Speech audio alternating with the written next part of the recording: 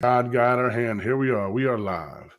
Ladies and gentlemen, it is a Sunday night, and I'm just as sick as a dog. I want to thank the Heavenly Father, God, Allah, whatever you choose to call your creator, for this special gathering we having tonight. I will honestly say, of all the shows, all the interviews I've done in my life, from Foaming at the Mouth to the Spill with Spillman from years back, tonight will probably be, in my opinion, one of the best and the most honoring for me. We are speaking about a topic that is close to my heart. From being a young youth in the streets that was in the gun gang life, I'm now a habitual felon. I tried to work with youth on the side of how guns are bad unless you are trained properly, which we will talk about with our brother Ronald Green. Tonight we have Brother Ronald Green, who is an activist in the community, church man, a church man, a family man, a proud owner of firearms. He does training courses. He believes in teaching young men, especially black men, how to do things legally. That is a whole nother show that's coming up. Cellulite Podcast. I love you, brother. God bless you, brother. Thank And then to your right, my left, we have my sister from another mother, Mai, Yes. who is wow. Everybody knows in the city. She's lovely. She's feisty. She's a truth teller. She had the internet going crazy today when she shared her story about her late great son who was murdered violently in the streets of Winston-Salem.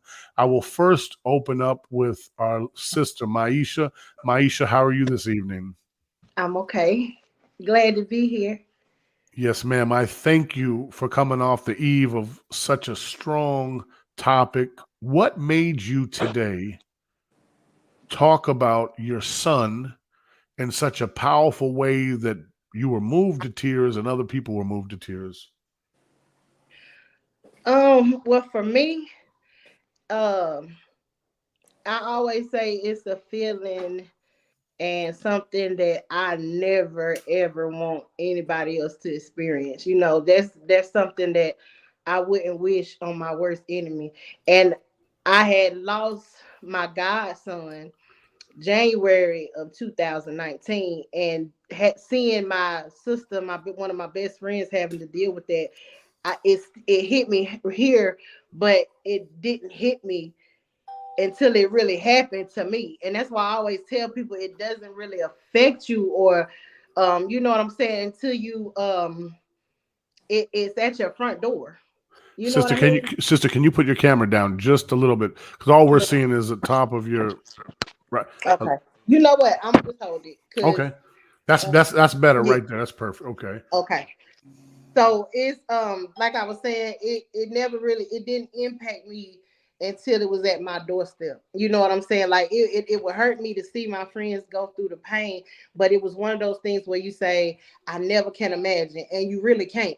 You can't imagine. I still can't imagine. You know what I'm saying? But every time it seemed like after my son got killed, it was like it was somebody else's child getting taken away Right. Right. back to back to back. So it's like every time that would happen, I knew how it made me feel. And me being the empath person that I am, I'm very sympathetic, and I have so much empathy for other people. You know what I mean? So it just tear me up. It tear me up from the inside out, just knowing that somebody got to dry tears, because that's what I call them. You cry so hard because you in so much pain that you be crying and it don't be nothing coming out your eyes. Mm. And I the fact that I know how that made me feel, I would never wish that on my worst enemy. And I don't have enemies, you know what I'm saying? But on my Right. worst enemy, I would never wish that on anybody. So to know that the place that I grew up, and I had fun growing up. We had fun. Like we could do so much, and wouldn't have to worry about not making it home. You know what I'm saying? Especially as a female. Now, you had to worry, about your males out here. That's anywhere. But being a female, we never had to worry about getting home. And Right. so that it is just beyond me, the amount of destruction that's going on right now with our youth, and it's trying to reason and understand why they feel like they gotta go this way. It don't make Right. sense to me. Even as a young mother, I still raised my child the best way I could, but I was raised by my grandma, and I feel like we really the last of a dying breed when it comes to morals and values and principles, because we did have our grandmas, and our grandmas was of age. They wasn't young like me, 44, 45, having grandkids. You know what I'm saying? They Right. really Right. had Right. wisdom, and they had knowledge, and they taught us to love each other, and love your neighbor. We didn't have to worry about the neighbor getting mad and wanting to fight your mama because the neighbor done got you for doing something you ain't got no business doing. You know Yes, what I'm saying? ma'am. So now the village is not no more, because we were fighting the village, because that we trying to teach your child, or or look out for your child. My neighbors could tear my butt up, send me home, and I best believe I was gonna get it in when I got home, because I was being disrespectful. I was doing something I wasn't supposed to do. And when they took that away, I just felt like we lost it. They took God away, they took discipline away, they took the village away, and that's when we lost control. We did. It's so much evil out here floating around, and people can say what they want to say, but it's evil. This is nothing godly out here running around, going through these kids' minds. They feel like that their last result is to pick up a gun and to kill somebody because you are full of anger and It's rage. it's crazy you said that because you remember me. I used to shoot music videos with the foaming at the mouth DVDs, and it's a different time now. Beef Hmm. in the past was usually something that was isolated. Have you watched the rap videos coming out of Winston Salem? Do you see the artillery that these young men have? And on And that let me, note, yeah, yes, ma'am. yeah, I'm sorry, I mean, No, no, and no, let no, me no. say This, this. please, please. Because my son did a lot of videos and stuff that I didn't approve of. You know what I'm Yes, saying? ma'am. I was like, I Yes, don't like ma'am. it, because I feel like, it was like when he got killed, it was a slap in the face a little bit. You know what I'm saying? Because it's like you was rapping about this stuff, and look what happened. You know what I'm saying? It's like I Yeah. was so angry with him, because I'm like, you was rapping about this stuff. You know what I'm saying? You was a good kid. You wasn't out here doing this stuff. You know what I'm Right. saying? Like, as far as I know, you know what I mean? The Yes, son I ma'am. know wasn't out here robbing people and shoot them up, bang bang. You know what I'm saying? I told him when I found out that he was had carrying around guns and had a gun, I told him to his face, I said, son, when you pick up that gun and you got to point it at somebody else, just know it's something else pointing back at you. It's consequences Wow. to the Wow. stuff that you doing. Can I make a? You gotta, it's two fingers always pointed back at you. So be Right. mindful of what you do when you using it. And my son was a very strong-minded person, so he was never the person out here running around shooting at people and all this. He was a reasonable person, so he would talk things through with people first. You know what I mean? Right. Right. But at the end of the day, by the time he was figuring it out, it was too late. You know what I'm saying? It Wow. was too late. And that's what a lot of these kids now realizing, you know what I'm saying, it's jail or it's the grave. But by the time you realize that you're making mistakes and you ain't living right, it could be too late. It's And now you crazy. got Yeah. kids that's left behind and family, it's sad. It is. Let me ask you all this before. Just a side note. My daughter said, "Daddy, make this public so we can share it." So I have the YouTube link right here that people can go to. The Spill with Spillman is a private group, so I don't know how to make that unless I can share it to somebody's page. But if they can see the link right here, the Foaming at the Mouth podcast is if they want to watch it on YouTube. If they want to Mhm. become a part of the discussion, I will send them the StreamYard link. In the back, we have Nurse Catrice. We're going to bring her up next. But before I go into that, I want to introduce Brother Ronald Green. Ladies and gentlemen, you heard what I said about him. Man, that brother is dangerous but humble. But Ronald Green, I have to start with you, brother. This is a very serious question that a lot of the naysayers are going to ask. You're a close friend and you personally know Sheriff Bobby Kimbrough, who you and I think is a wonderful man. But what about those that say, what damn or difference does it make to have a black sheriff, black chief of police when the young kids are still out here dying? Could you start off with that answer, please, sir? First of all, I'd like to say good evening to everybody, and Thank to you. Maisha. My sincerest condolences if I've expressed that many times to you before. I can't imagine, and I never want to, quite frank. So my heart goes out to you, your family, and I always tell you, if you need anything, you hit me. I'm available. Absolutely. As far as Sheriff Kimbrough goes, Sheriff Kimbrough is humble. He's respectful. He has, I want to say he's got 7 young black sons. 7. I didn't know that. He has 7, and they all but one live in the city. They all live here. And so where I can't speak on behalf of the previous sheriff because I don't know him personally. Right. I can tell you that Sheriff Kimbrough is not the Sheriff Kimbrough for black people. He's not the Sheriff for Kimbrough for white people. He is Sheriff Kimbrough for all people. He can't come in and cater specifically to black people and neglect the white people. He can invite Hispanics, etc. We all have to coexist and coincide cohesively. And I believe that in the short time that he's been in office, he's been able to bridge the gap, or at least start the structure that bridges the gap. And so I think that if people, most times you'll find that people that have a problem with Sheriff Kimbrough, have a problem with police authoritarians in totality. And so it's a situation where you have to look at it from a bird's eye view. You have to look at it overall and not just from a personal perspective, because in doing so, you'll get an understanding of his background, being a narcotics agent with the FBI for over 30 years. He was a beat cop. He was a police officer in Winston-Salem. He was also a firefighter in Winston-Salem, went back to being a police officer, and then went to the bureau. So he served this community tremendously. Kimbrough and I have a project that we put on hold, but it's called BFK, Branded for Knowledge, which are also coincidentally is his initials, Bobby Franklin Kimbrough.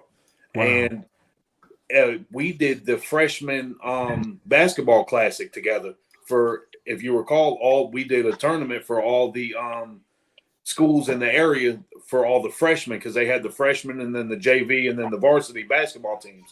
Well, we hosted that and we put on, and we earned a lot of money and gave it back to the community. So Kimbrough's definitely in the community. He's involved in the community, but he's not just serving the black community. He's not just serving the white community. He's for people in general. And so I think that's one thing that if I had to attest to, that would be my main objective for that conversation, is that he's for all people.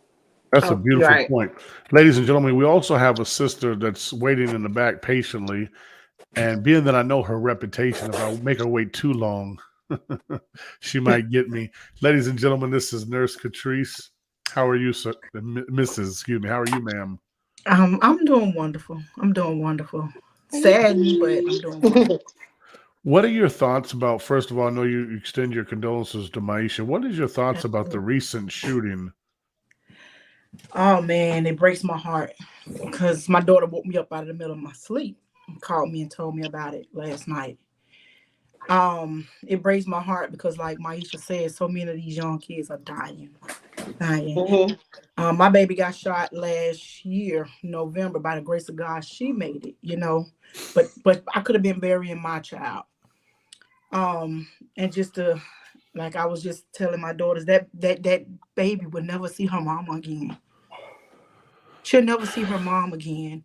And I was telling my daughters too, like Maisha said, back when we used to hang out. We used to we always had a good time, and like I said, we didn't have to worry about that. And if it was a fight, we fought with hands and we went home. Exactly. What in no shooting.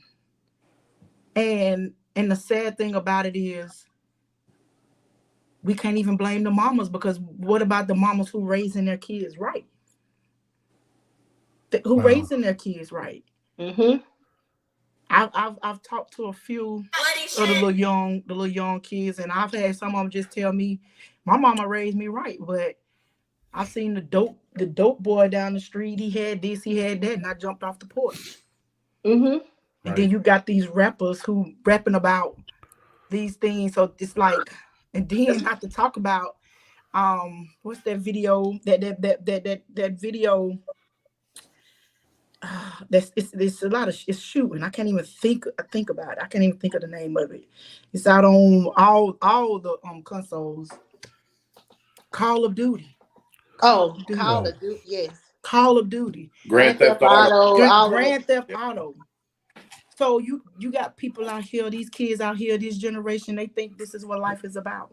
Mm-hmm. And they don't even realize when you take a life, you can't get it back. mm. You There's can't no get it coming back. back. No coming back. They don't understand that though. They don't And understand that.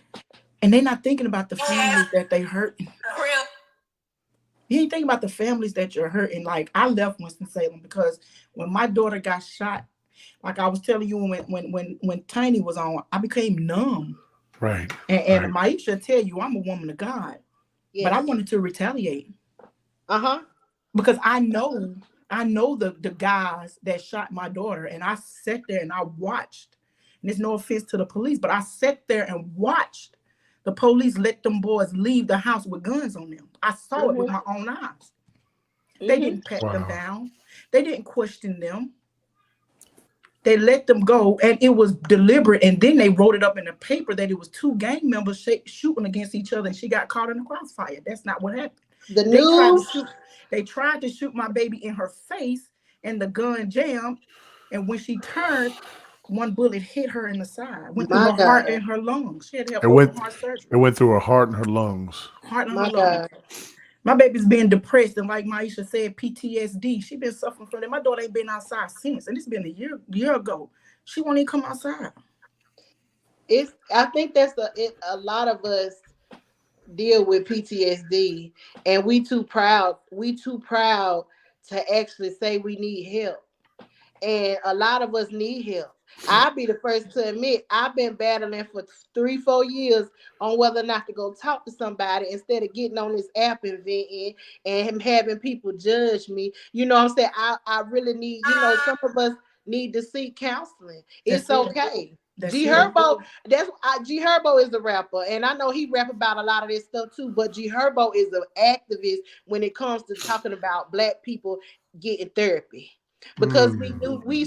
we are so stuck in this box where we feel like it's okay because that's just hood shit, excuse Right. my French, Right. or what we used to, that we feel like we gotta be stuck in this box, and everything has got to be so gangster and so ratchet and so ghetto, and it's killing us. It's okay to go to college. It's okay to be a nerd. Listen, It's yes, okay to learn. It's okay to get the hell up out of Winston-Salem. It's yes. so much more out there than Wow. them streets. It's so much more. Y'all out here traumatizing people. I have a question for the ladies, but before I do that, so the young lady's name that passed, can we have a moment of silence? It's for Maxine Marie. Absolutely. Yes.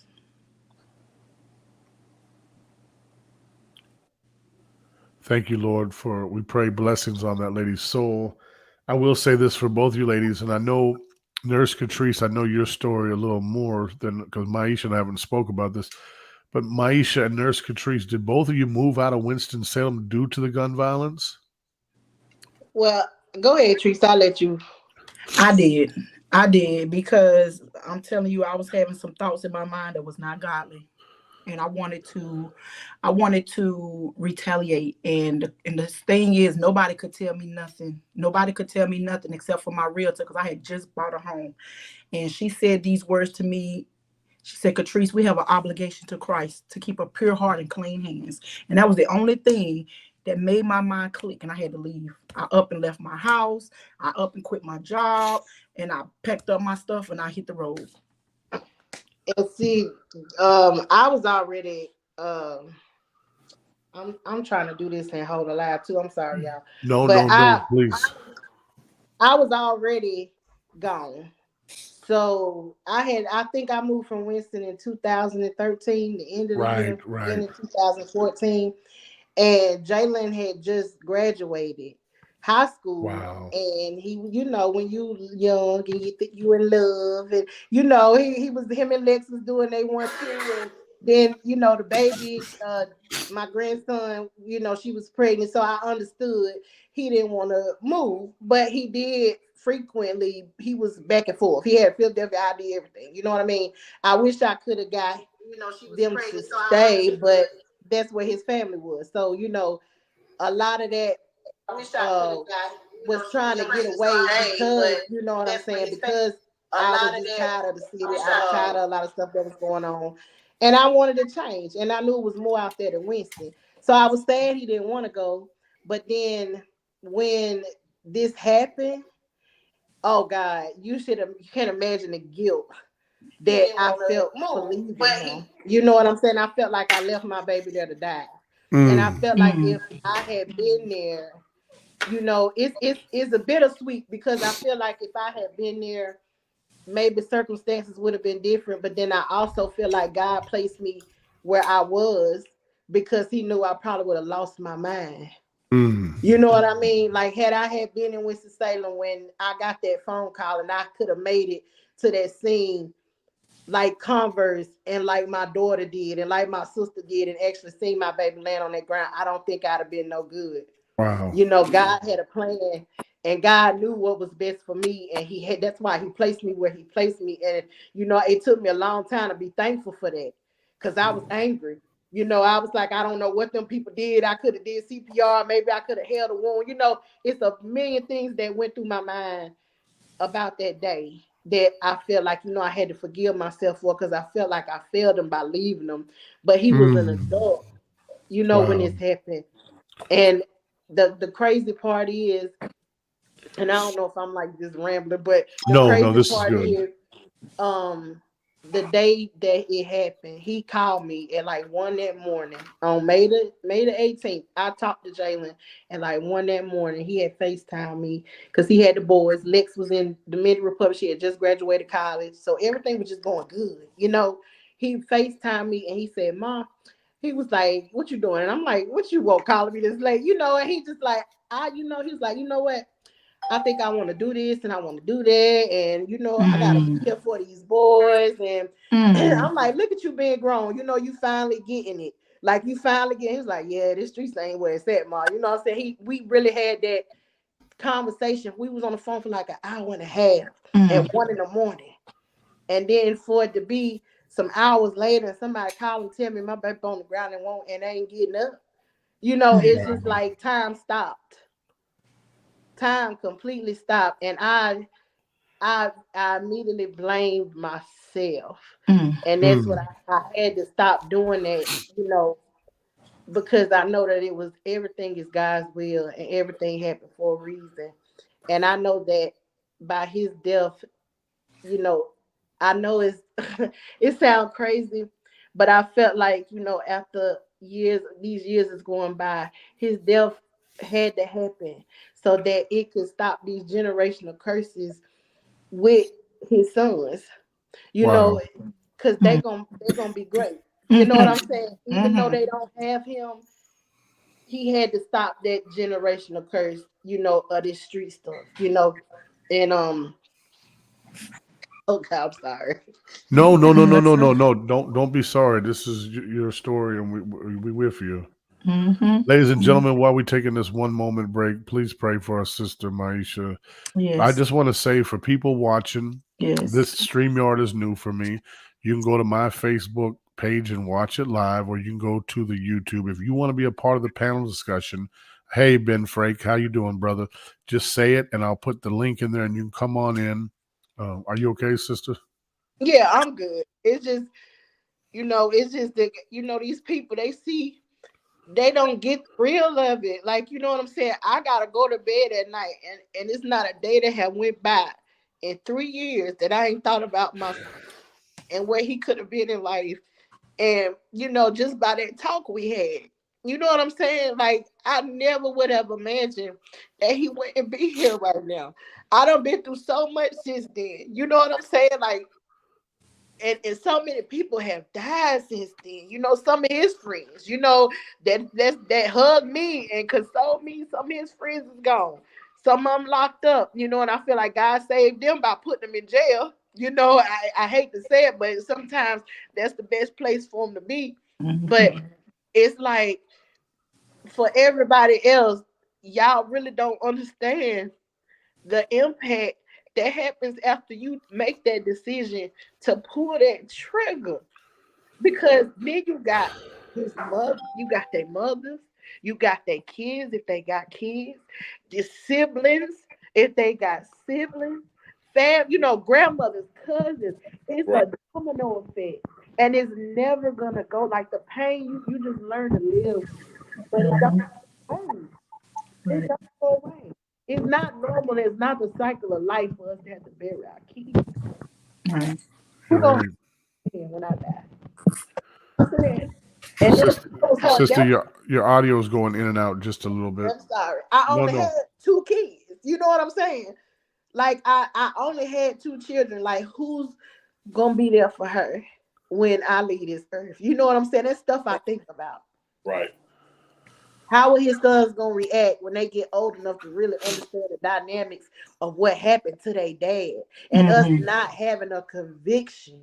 That's the thing too. It be 1,000 people see everything, and y'all don't say nothing. Don't say nothing. Is that Nothing. because do you think, and I want to bring this question into Ronald Green on another side. Before you answer this, Brother Green, is a two-part question. Is that because you think the people in the community just have that no snitching, don't deal with the police? That's what it is. Or is it because people are terrified? And Brother it's Ronald, a lot of terror. there's It's a a lot of lot of terror. Because I'm going to keep it real with you. Because I haven't really had the chance to like speak out on a lot of this stuff. But I'm going to keep it real with you. Them people that was out there that day, they terrorized people. Like to the point of where they was going to people's jobs. You know, like just making themselves known. Like, yeah, Wow. I see you. I Wow. know I had one person, and I'm not going to call her, you know, this person out. But I had one person that was gonna help me. And don't you know they literally tricked her out of her position. Like, and it's like, wow. you know, because and I get it, and I get it, and I couldn't, you know, I couldn't do anything but say I understand. You know what I'm saying? Because this person got kids too. You know, and I couldn't say nothing, but I understand. But the streets know what happened. They always do. They be knowing stuff before the news and the cops do. You know what I'm saying? And it's like for this to be your friend, that y'all want to long live this person. Oh, we love him so much and blah blah blah. And this man, that's a crock of shit. And I'm gonna tell you, that's exactly how I feel. That fades away. It's like a trend. It's like a trend. See, everybody else go on with their life after we done Right. lost our babies. You know, it might be for a couple weeks, a month, maybe a year. But after that die down, they go right on back to their normal lives and forget all about that person. But guess Wow. what? We can't. You We know, can't forget about them. Sean and everybody else, I'll say, you know, a lot of people in Winston and surrounding areas know me, and a lot of people don't. I grew up in Winston. I'm from Winston. I lived in some of the worst parts all over Winston. Easton. I lived on Walltown Street. I lived on Liberty Street back when the Fairway and Zestos used to be on Liberty. There was 3 houses behind the Fairway. Mm-hmm. I lived in Mm-hmm. that middle house for years. I've been in the trenches. I've been in the mud. I grew up having nothing, and God has made a way for me and my family to provide. But I have done things in my life that, thank God, I never got in trouble for. Because had I, y'all, I wouldn't be sitting here. I've done Amen. that. I've been in some things that are less desirable than I would care to speak about now. I say that to say that I think this newer generation with this no snitching policy, they have a misunderstanding when it comes to the no snitching policy. Preach on Absolutely. that. In my opinion, that doesn't apply to civilians. That doesn't apply to the grandmas and the aunties and the people that are out at the grocery store to catch that stray bullet that puts them in the ground. That doesn't apply to the people that are taking Pampers to somebody's house because they're less fortunate than others and they need and then a bullet flies and hits them. If you see something, that's where it comes to where you got to say something because they didn't deserve that. Now, if me and you, Sean, for example, are out doing dirt and the police run down on us and we jump in the bushes and they see me and they grab me and they put me in handcuffs. And then I look over the bushes. I say, all right, come on out, Sean. They got us. That's snitching. Exactly. That's dry snitching. You go you give them information that you know for a lesser sentence on your codees, the people that you got arrested with. That's snitching. Exactly. If I see somebody doing something to somebody in the grocery store, or if I'm out in the park and I see somebody trying to snatch somebody's kid, I'm not going to stand up. No, I'm not letting that happen. That's not going to happen. That's not snitching. That's being a stand-up person. Right. Hey, listen, I'm sorry. Go ahead. I'm sorry. If you see wrong done to somebody and you know there's something that needs to be said about it, say it. Exactly. But they don't understand that till it hits their door. And when it hits their door, then they look for they don't live by the same rules when it hits their door. When it hits their door, they're the first ones to want to call the police and call anybody they can for help. Right. So return the favor. Nobody deserves to live with that kind of anguish. Nobody. That's right. Absolutely. That's right. Absolutely. It's crazy you said that because our brother Peterson said respect to both of the queens. Yeah, he just wanted to give you a shout out, ladies. Oh, thank you. Thank you. That's our brother. If anybody want to come in the group chat, I will send the link. Ladies and gentlemen, I got to introduce, man, I think one of the probably most controversial, most loved and hated young men in the city, man. This is my brother. They say having 3 jobs is the trait of our Jamaican brothers and sisters or our Latino brothers and sisters. But this is a young black man that has 5 jobs. Let me introduce him. DJ, photographer, club owner, Orlando. What's good, brother? Hey, Orlando. 5 job, King Lando. What's good? What's going on, yeah. Well, I don't have enough money for you to be hyping me up like that, bro. Yeah, you got it. Hey, hold on. Listen, the money comes when it's our time, the fruition. You're already rich, brother. I've said that for about 10 years. The money's coming. And see, the money doesn't make us rich. Can I tell you something? When I had the 2 to 6, I shouldn't probably say this a lot. I made so much damn money. I have none of that money left over, right? Because if you go against your calling, like Joel Osteen preaches about, if you go against your calling, it's going to be hard for you to do that. Listen, drum roll for Orlando, Ben Frank. One person says, let me read this for the ladies. Crystal Barnes says, my heart goes out to both of you ladies. As a mom, I can't even imagine. Wow. Thank you. Hey, listen, y'all, we are in an open conversation. This is open to our community. This is a community conversation. We want to thank our sister Maisha, our sister Nurse Catrice. These are 2 ladies that have had children get shot. Unfortunately, with Sister Maisha, her son was murdered. And there is a culture of our young people today that don't have, Lord, forgive me for saying this, they don't have the fear of God in them anymore. It seems like everything resorts to. Have you guys watched the videos lately coming out of Winston? Have you watched the music videos? It's unbelievable. Bro, I've seen guns in there that only certain people can get. I don't even have them, and I got a lot of them. That's what I wanted. That's a whole nother discussion. Right, we'll jump into that. Because we know where they're coming from. Right. I'm going to let King Lando come in just a second, but I want to touch on one aspect that listen, y'all, this is going to turn the heat up. And for the ladies or gentlemen that are offended by this, I'm going to ask you to please forgive me. Me and Brother Ronald Green talk for a lot, right? Talk for a lot. He teaches firearms, and he thinks that the opinion is to have, and don't let me misquote you, brother, citizens with a good heart to be properly trained. Can you come in on and fill on that, brother Ronald Green? Can you give your opinion on gun ownership and gun rights? Yeah, so I'll say, first of all, there was a time where black people couldn't own guns. And the neighborhood, they got so bad because of people. So we'll go back. Laws are put in place for people that are going to abide by them. Let's say that. So they don't protect you against people that don't. It's already against the law to shoot somebody. It's already against the law to go in a church and terrorize people with guns. It's already against the law to shoot up a public area.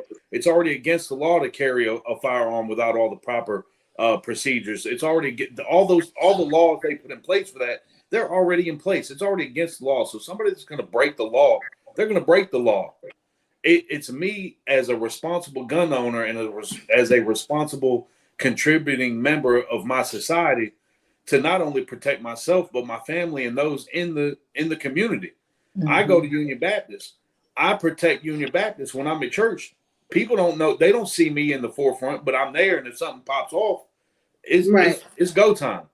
You know, I think it's necessary for people to have the proper training and understanding on how to utilize firearms, how to carry them legally. That a lot of people get hemmed up with things that they've done illegally, and they add a gun charge onto it when the gun charge didn't even have to be a thing because they weren't felons already, or they weren't not allowed to have a gun, but they think because they're doing other things wrong, they get caught with the gun, they throw it under the seat, they throw it in the book bag. There's a lot of things that they get into with gun charges, and gun charges are serious. It's hard to back. I don't care what lawyer you got. It's hard to back out of a gun charge. It's very difficult and very expensive. Oh, yeah. I think that when people are inflicting pain with gun violence on other families and on themselves and their own families, because when somebody shoots somebody, they don't just affect the person they shot. Wow. Their whole family has to stand by them and worry about all the nonsense that they're getting ready to bring to the front door because of retaliation. Because that's oftentimes the first thought is that somebody wants to go and avenge whoever it was that got hurt. You know, so to your point is you gotta be cognizant of the surroundings. You got to know where you're at. You got to know what that environment brings. And if that environment is not conducive to your mindset and where you want to be personally in life, and even in that particular instance, leave it, because nothing good is going to come. Anytime I get a feeling, I don't care what I'm doing and where I'm at. If I get any kind of feeling, I'm taking my family and I'm out of there. And I'm out. Yes, absolutely. I'm out. And I, like I said, I'm from Winston. I know a lot of people in Winston, a lot of predominant people. I know a lot of the dope boys. I know a lot of the leaders. I know everybody, and they know me. And you're not going to see me out and about. You're not going to see me out here acting a fool. I got too much to lose. You know what I'm saying? People should be able to have a good time without the threat of losing their life. And that's what it's come down to. You can't do nothing in Winston. Jay-Z back 10, 15, 20 years ago, Jay-Z, when they came to Platinum, I think it was something else. It may still be Platinum. Neil's. It was Neil's. They clubbed out. Yeah, Mr. Neil's place. He went on MTV. I was there. He told everybody on MTV Diary all over the world, don't ever go to Winston. I was there that night. Yeah, it was chaotic. Yeah, it was crazy. It was a mess. So for somebody of that magnitude to put that implication on Winston-Salem, we're still trying to climb back from that. And there's just a big deficit that they continue to dig us a hole for. And we're trying to climb out. And we got to have forums like this. We got to have platforms for people across the spectrum to chime in on and have some resolve, some resolution, because without people trying to work together, you're going to continue to have unorganized chaos, and effectively people are going to lose their life. And it's a sad situation. Wow. Thank you for that great explanation. Brother Orlando, as younger than most people on the panel, what's your perspective? It's I mean, you know, we through the times I've been on here, we've already discussed that I'm not from the area, so some people won't want me to talk. Man, so that's not true. No, hold on. I'm just, that's a disclaimer. I'm not saying nothing about anybody on the panel currently. I'm just saying that, hey, yeah, I'm just going ahead and saying it now. Yes, I am not from this area, so it is easy for me to make some decisions. I don't have this pressure to be hard. I don't have this pressure to be in places I don't feel like I should be in. I don't care. But some people have to be in there. You know what I'm saying? I was watching King Von, the documentary on King Von. That's crazy, bro. You should definitely watch it. Just to see how mentally insane people are. And this is the culture. You know what I'm saying? This is the culture that's been pushed on us. We don't really have a culture, so we're making up this destructive culture. We don't know who put this culture in place, but everything that the culture dictates is to destroy us. So the culture say you can't be scared. You gotta be able to be. If somebody's shooting, you ain't supposed to duck because then you scary. I'm scary. I'm scary. Anybody I love, don't go to this gas station. Don't go to this side of town. Don't go to the side of town after a certain time because it's people don't care. They don't care about themselves. That's They right. don't They care about simply you. they don't care. That's They right. don't care. They don't.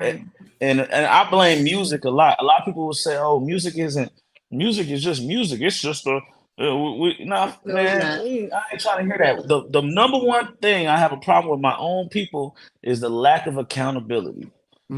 Something Let will happen, and they'll say, "Oh, what's going on with Winston? We have a dark cloud." Listen, I go chill out at the nicest bars in town. I live 1 mile away from downtown. There is no black cloud around me because I chose. And I feel like everybody's not able to move just freely, but I chose to get up out of there and be closer to a nicer area. I don't want to be in the hood. The hood is supposed to be escaped. It's supposed to be a means to save money and then leave. You're not supposed to stay, but some people get comfortable and It's and we're desensitized. So we like, we're not really in trouble. We in trouble. You're in danger, but you don't feel like you're in danger, and that's the issue that we're having. And then like even yesterday, RIP the people that died and injured, and somebody just got stabbed. The dude I went to school with is the one that did it. That's crazy. I mean, of course, he's allegedly, but he was arrested just now. I'm not snitching on anybody, but this is That was my crazy. friend's brother. That was my I'm not neighbor. laughing. Somebody I'm got not, stabbed. I'm not Yes, laughing. Yeah, right there at the at Wake the Mart. Wake And guess Mart. what At the though? Wake. Guess what? That's Mhm, down the street mhm. from Wake Forest. Yeah, but Wake see, the Forest University. bridges watch how are fast they do something about that. no, Because no, no, they they don't won't. They They won't because won't. you know They why? won't. You know why? Because it's past the bridge. It's not their issue. There's the bridge separates all terrible things. It ain't gonna happen past that bridge, past that little bypass. You ain't gonna get nobody stabbed like that because the bridge separates the fucked up shit. I'm not going to Wake Mart.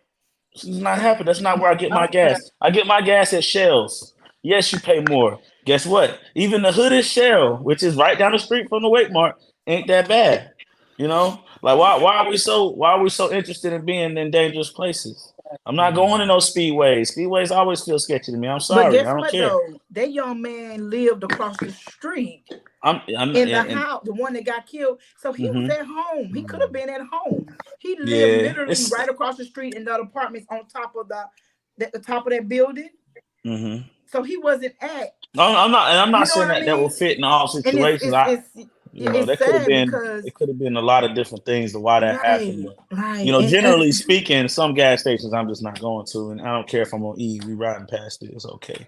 I tell my daughter, I got a 16. Oh, she'll be 16 in January, and he'll be 7 in a couple weeks.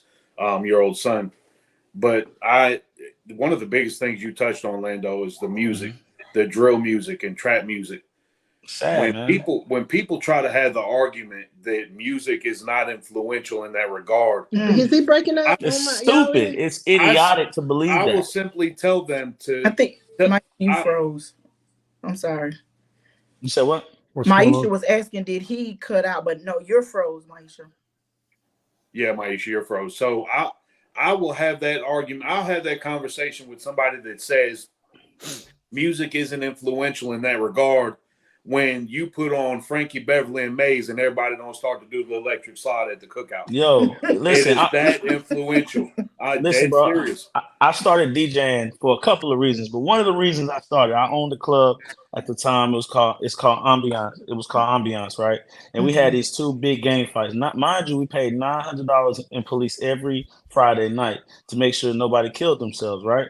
So we never had no issues as far as nobody dying or getting shot or anything, or many shots at all. but we had to spend a lot of money to do it. And we had, Right. it was like and I'm cool with all those officers, but they definitely charge us more a little bit. But they were putting Life on. they were putting not even their life on the line really, because once people see the Mhm. police officers, they chill out anyway. But they were putting their reputation, their job on the line, because something happened, they would be held accountable, and they're technically off duty. So we paid a little Mhm. extra, but we didn't have any cops that were like actually like, because if you get like I mean, all white cops are not bad, but if you get like a cop that just ready to find somebody, get somebody, I've seen it where you hire a cop and they is like super RoboCop, like, well, we hired you, bro, like Mhm. what y'all doing? But Right. I'm sorry, ADHD, I'll be going off on tangents, That's but okay. we paid for security, we secured the venue. Everything was good, but we had these two big gang fights. So not on top of the $900 in police we paid for, we had about 11 security guards come in for the right after that. And it was all right. It's intimidating and all that. We spent a lot of money, right? But what I found was easier is I start taking the DJs and I start making them stop at not at 145. I started going throwbacks, right? And I mean, I wasn't a DJ yet. I didn't own any equipment, but I was like, let's just do this. And every time I did it, it was just the change in how people acted. There was no more fights. No, because most DJs want to turn up to the end, and most DJs don't. They don't. It doesn't really matter to them if people go crazy. That means they're doing their job, but that's not, to me. That's not what a DJ is. So at 145, we're playing all throwbacks. We're playing Frankie Beverly. Yeah, I play, man. Kurt Franklin in the club is crazy. Everybody's jumping up I and down. got It's a good time. Like, I it's got a good crazy. friend of mine that Gerard Goldsmith. He That's my started boy. Yeah. yeah. Gerard Goldsmith owns part of Diamond Life. He does a lot of promotions, and he will tell you in conversations, if you talk to him about doing any promotions or anything, he'll tell you you need very minimum security and enforcement if you play the right music. And Mm-hmm. if you play Right. the right music, he's thrown many events that I've been to. Those skate parties or That's those true. silent parties, those silent parties are amazing. They're incredible. Yep. You don't have no police there, and there'd be thousands of people there. Well, I ain't gonna say thousands, hundreds of people there. That And that are, I ain't trying Mhm. to and you Mhm. good. It's based off of the music he plays. Well, honestly, man, the age group that entails, you wouldn't have an I issue would anyway. think. But in that case, yes. So as a DJ, I started playing. When I became a DJ for real, that means I can really do whatever I want. I don't have to pay a DJ, and I can like do some risky things. So I would say that in this area, I'm the first person to do an R&B party, a full R&B party, and that was unheard of years ago. I've been promoting for 10 years. I know for a fact that nobody ever done it. I was able to do it, and you don't have no issues, man. Like it's all about music. Music dictates a lot of things. But in that same situation, the parties I've been throwing, right? I'm currently an owner of a place called the Quiet Corner. Um, people don't come because they say it's not hood enough. It's not ratchet enough. These people they internalize this music and want to be around these environments, but then when something happens, they're like, well, why I can't. What's going on? What do you mean? This is the energy that you want. Right. You want this energy, and if Right. you don't get it, then it's not fun. We'll go to the next place. Right. Unfortunately, I'm not going to talk about no advice other establishment. I will tell you without naming the place or the person. I never forget. I have a conversation with any club I worked with recently before I opened mine, and I told this guy, I said, "Hey, you got to be ready to be the hottest club in Winston." Not just because I was currently DJing, but I'm just saying, like, if you're the only club in Winston at the moment, you got to be ready for anybody and everybody's coming, because when everybody's coming, you got stuff. And the dude told me, he said, "Man, I am respected in this community.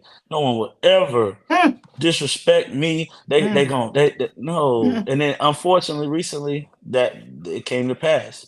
Um, it's sad because people have this false sense of respect. A lot of the older guys, they were like, man, I've heard it from four or five different people.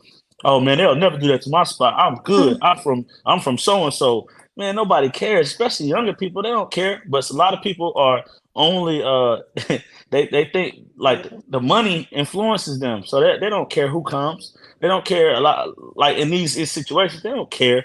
They just want the money. They don't put the police out there, because police are at least $300 to $500 at minimum, and a lot of club owners are not going to do it.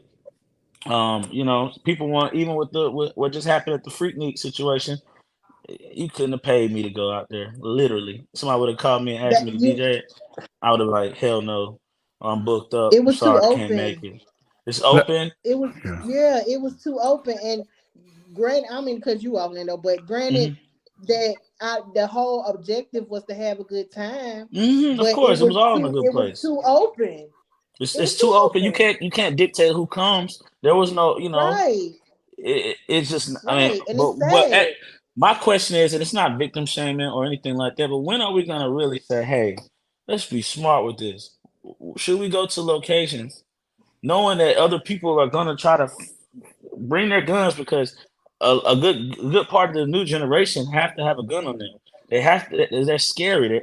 They're so scary. They don't fight no more. My generation, they fought. We Hmm. minimally didn't have any guns. We just Live, fought a lot. So you know, it was live to see another embarrassing. day. I didn't fight, but you know, the malls, man, you get jumped. You get jumped by 50 people, But you but going ain't home. nobody get shot. You know, in my Right. generation, and I Most of the feel old people, saying that. most of the people I went to school with that know me, I was a dusty little kid. I ain't had nothing. I didn't have all you see all these shoes behind me. I got them now because I can. But when I was a Yeah. Nice, kid, nice. I wanted to say something about your shoe collection. I'm jealous. when I was a Right. kid, I didn't have that, and Yeah. so growing up, two things. I couldn't be bullied because I can fight. So I put these Hmm. mittens on you in a minute. I ain't had no problem with that.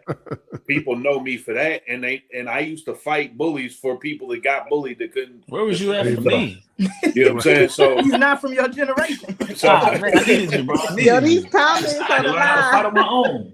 so people like if they jump if That's it's the people on truth. Facebook and they know me, oh they'll jump in there. They'll tell you I ain't hey I don't play Oh, that. is Corey McCain?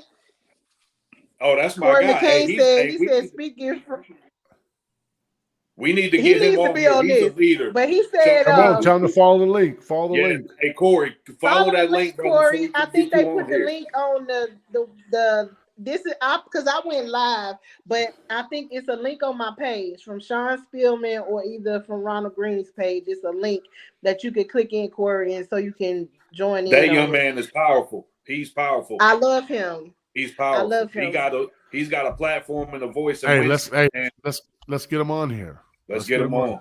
Hey, speaking of I that, I tell just him, wanted to can you get on, Corey? let me read this comment real fast, and then I wanted to touch on this real fast. The music definitely plays Okay. its role, but these so-called big homies with the misguidance, the less fortunate. That's so true. Who remembers Scarface? Gotta let your nuts hang. Ronald, are you old enough to listen to Scarface? Absolutely. Yeah. Music does play. With all my violence and dumb shit I was involved in, I didn't smoke or drink. So I turned that Scarface on and I'd go to town, right? Mm-hmm. So I understand. I study a lot of the music videos coming out of Winston-Salem. And these young boys got a whole bunch of artillery. Oh, it's incredible. And it's not like, yo, I'm going to kill you. No, you know how It's to like, use it. and it's It's like, I'll kill whoever you is in your family it's the or fact that whoever's they have around it. you. It's the fact that they have Mm-hmm. it. See again 30 that rounds, goes 60 round, 100 round drums, man. Come on. That's that crazy. goes And they just emulating the music because the Chicago scene and the New York scene. New York, they can't even have no guns. You know what I'm saying? But really, the Chicago scene, like if you watch the King Von documentary, the dude literally told on himself every time he killed somebody. He killed I want to 11 watch that people. tonight. He killed 11 people and Wow. bragged about every time. He went to jail like 4 or 5 times, and they had to release him every time because for lack of evidence or whatever.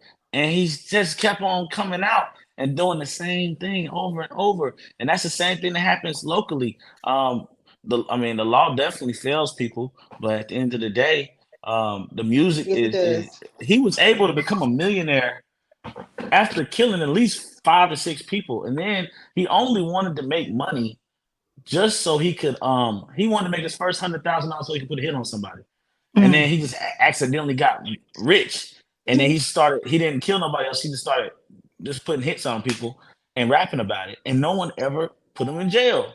You know, it's crazy, yo. But I mean, it's not even fun. I'm not They laughing for the sake glorify of this stuff yeah, but it's glorified. And as a DJ, I can't because sit here and they say glorified. I Yeah, can't sit here and say that I'm not a problem because I play the music when I'm in certain areas. I'm postured to have to play music like "Try Me, I'm gonna bust your ass" and all this. I mean, I hate it. I love a good little ratchet turn up, but at the end of the day, it is we're programming it in our Hey, heads over and over. we had Sean Yeah. Paul and the Young Bloods. We had, Man, you know, what? hey, we had Lil Jon and the East Side Boys. We had But Remy that Ma. was We had, you know what I'm saying? So it wasn't that we Knuckle your couldn't turn buck. up. that was stunt. That was stump. That was fighting music. Knock if you That- buck. It didn't say yeah, shoot if Right, you buck. It right. said knock That's if what you I'm buck. We saying. knocking. fact. Hey, The new ladies, joint, Exactly. before we go any further, let me introduce the co-host, Azar Muhammad. He's late, but he's on time. This is my brother. Man needs no introduction. That's Corbin. Azar Muhammad, what's up, brother? Can you hear me, sir? Uh-oh, your mic's you We hear not me? can't on. hear you. Your mic. Turn your mic on, Cole. Oh, you know him? Can you hear us, brother? I still can't hear you. Is he talking? Yeah, he's talking. Yeah. We still can't hear you, brother. Oh Lord. Because he always has a some. liar. Listen, hey, he always has some controversial stuff to say. Yeah, That's why the devil's a liar. you gonna say kill them all, They kill them trying to hear all. you, brother.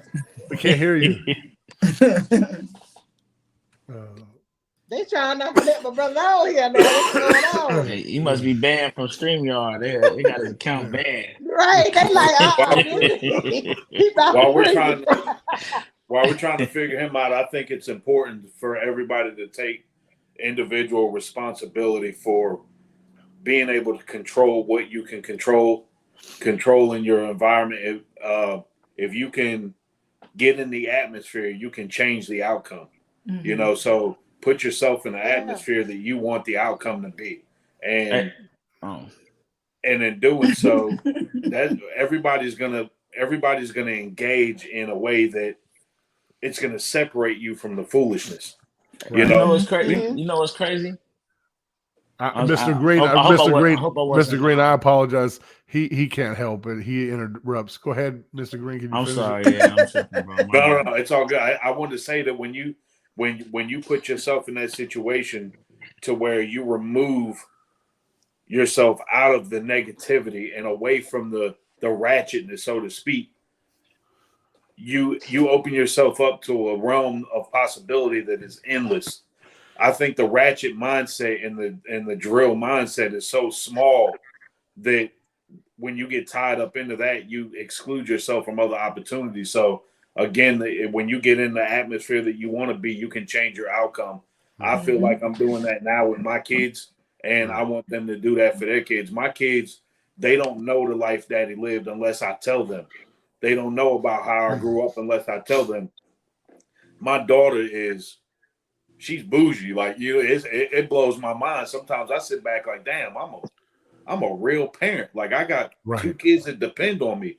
And I know if I continue my life the way it was when I grew up, I would be, if I was what people told me I was going to be, I wouldn't be where I am now because people told me that I wasn't going to be. I had teachers. I had a teacher in the at Forest Park. I ain't gonna say her name because I ain't gonna give her the gratitude. But she got mad at me. She picked a folding chair up in the library and threw it at me. Wow. She told me my mama wasn't shit, my daddy wasn't shit, and I ain't gonna be shit. And I see, and she's still a teacher in Winston. She's a principal. And every time I see her now, she asks me for money. Wow.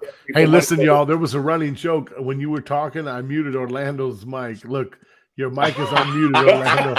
I know. I seen it. Yeah, that's what I wasn't laughing at you, Brother Green, but Brother Green, have all that power. Bonita Sutton said that's true, Brother Ronald. So Bonita Sutton, do you know who Sutton is? I'd have to see. Okay. I got a hot take. Is this linked to Facebook? Yes, it's on my page. If you just go to my page, I made it public now. At first I had it So yeah. Hey, let's take a 2-minute, let's take a 30-second break to get Azar. Go to my ShawnSpilman's page. It's on there. Let's see if we get Azar's audio right. And Sister Lanita said, Azar, are you going to play the piano tonight? Brother Azar, can you speak? Okay. I think you got him muted. I think you got him muted, Khalil. No, I ain't got him muted. Look, It's I can't hear you, brother. Now you might want to try from your cell phone. Yeah, because that's what I had to use. My iPad wouldn't let me. Hey, y'all, look how I big had my to use head my is getting phone. because I'm losing weight. Look at those guns. Hey, Can you I hear me see, now? I see. All I that hear you, shoe work. sir. Everyone I can hear you, can sir. We use ain't gonna talk about big backs and big head. No, my big head, my big. Hey, ladies and gentlemen, this is Azar We Muhammad. ain't Good gonna do evening, sir. that. How you doing? How you I got doing, you ladies Thank and you. gentlemen? How I got y'all you doing? taken. Azar, to bring you up to speed, if you look to your top left, that's Brother Ronald Green. How you doing, brother? Very Great well. brother. Hey, I want to tell you before we go any further, that's a nice spread you got there, sir. Appreciate it, brother. Yes, Appreciate sir. Oh it. yeah. Appreciate Oh, it. yeah, that's a rich black man right there. Now, listen, to the right, to the top right with the I know. beautiful I'm looking dreadlocks. like, hey. Right. To the beautiful dreadlocks, that's our sister Maisha. She lost her son to gun violence.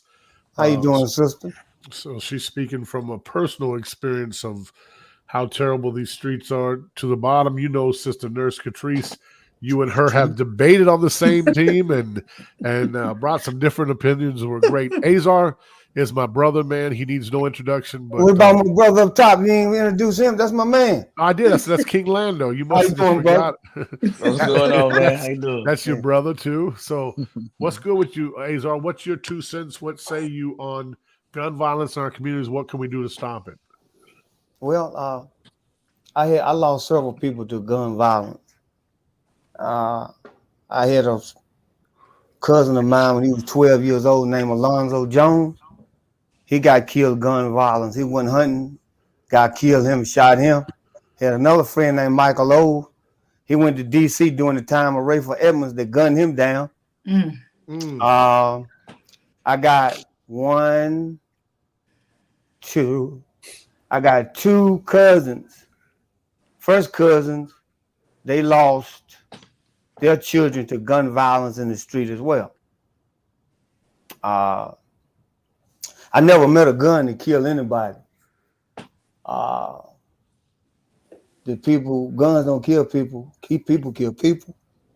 That's a fact. And like I was listening to this brother up at the top, Mr. Green, he had some valid points. There's only one way to stop gun violence. We got to get our community together. It's up to us to go out into the street and get them. There's nothing new under the sun. Everything that's happened has always happened.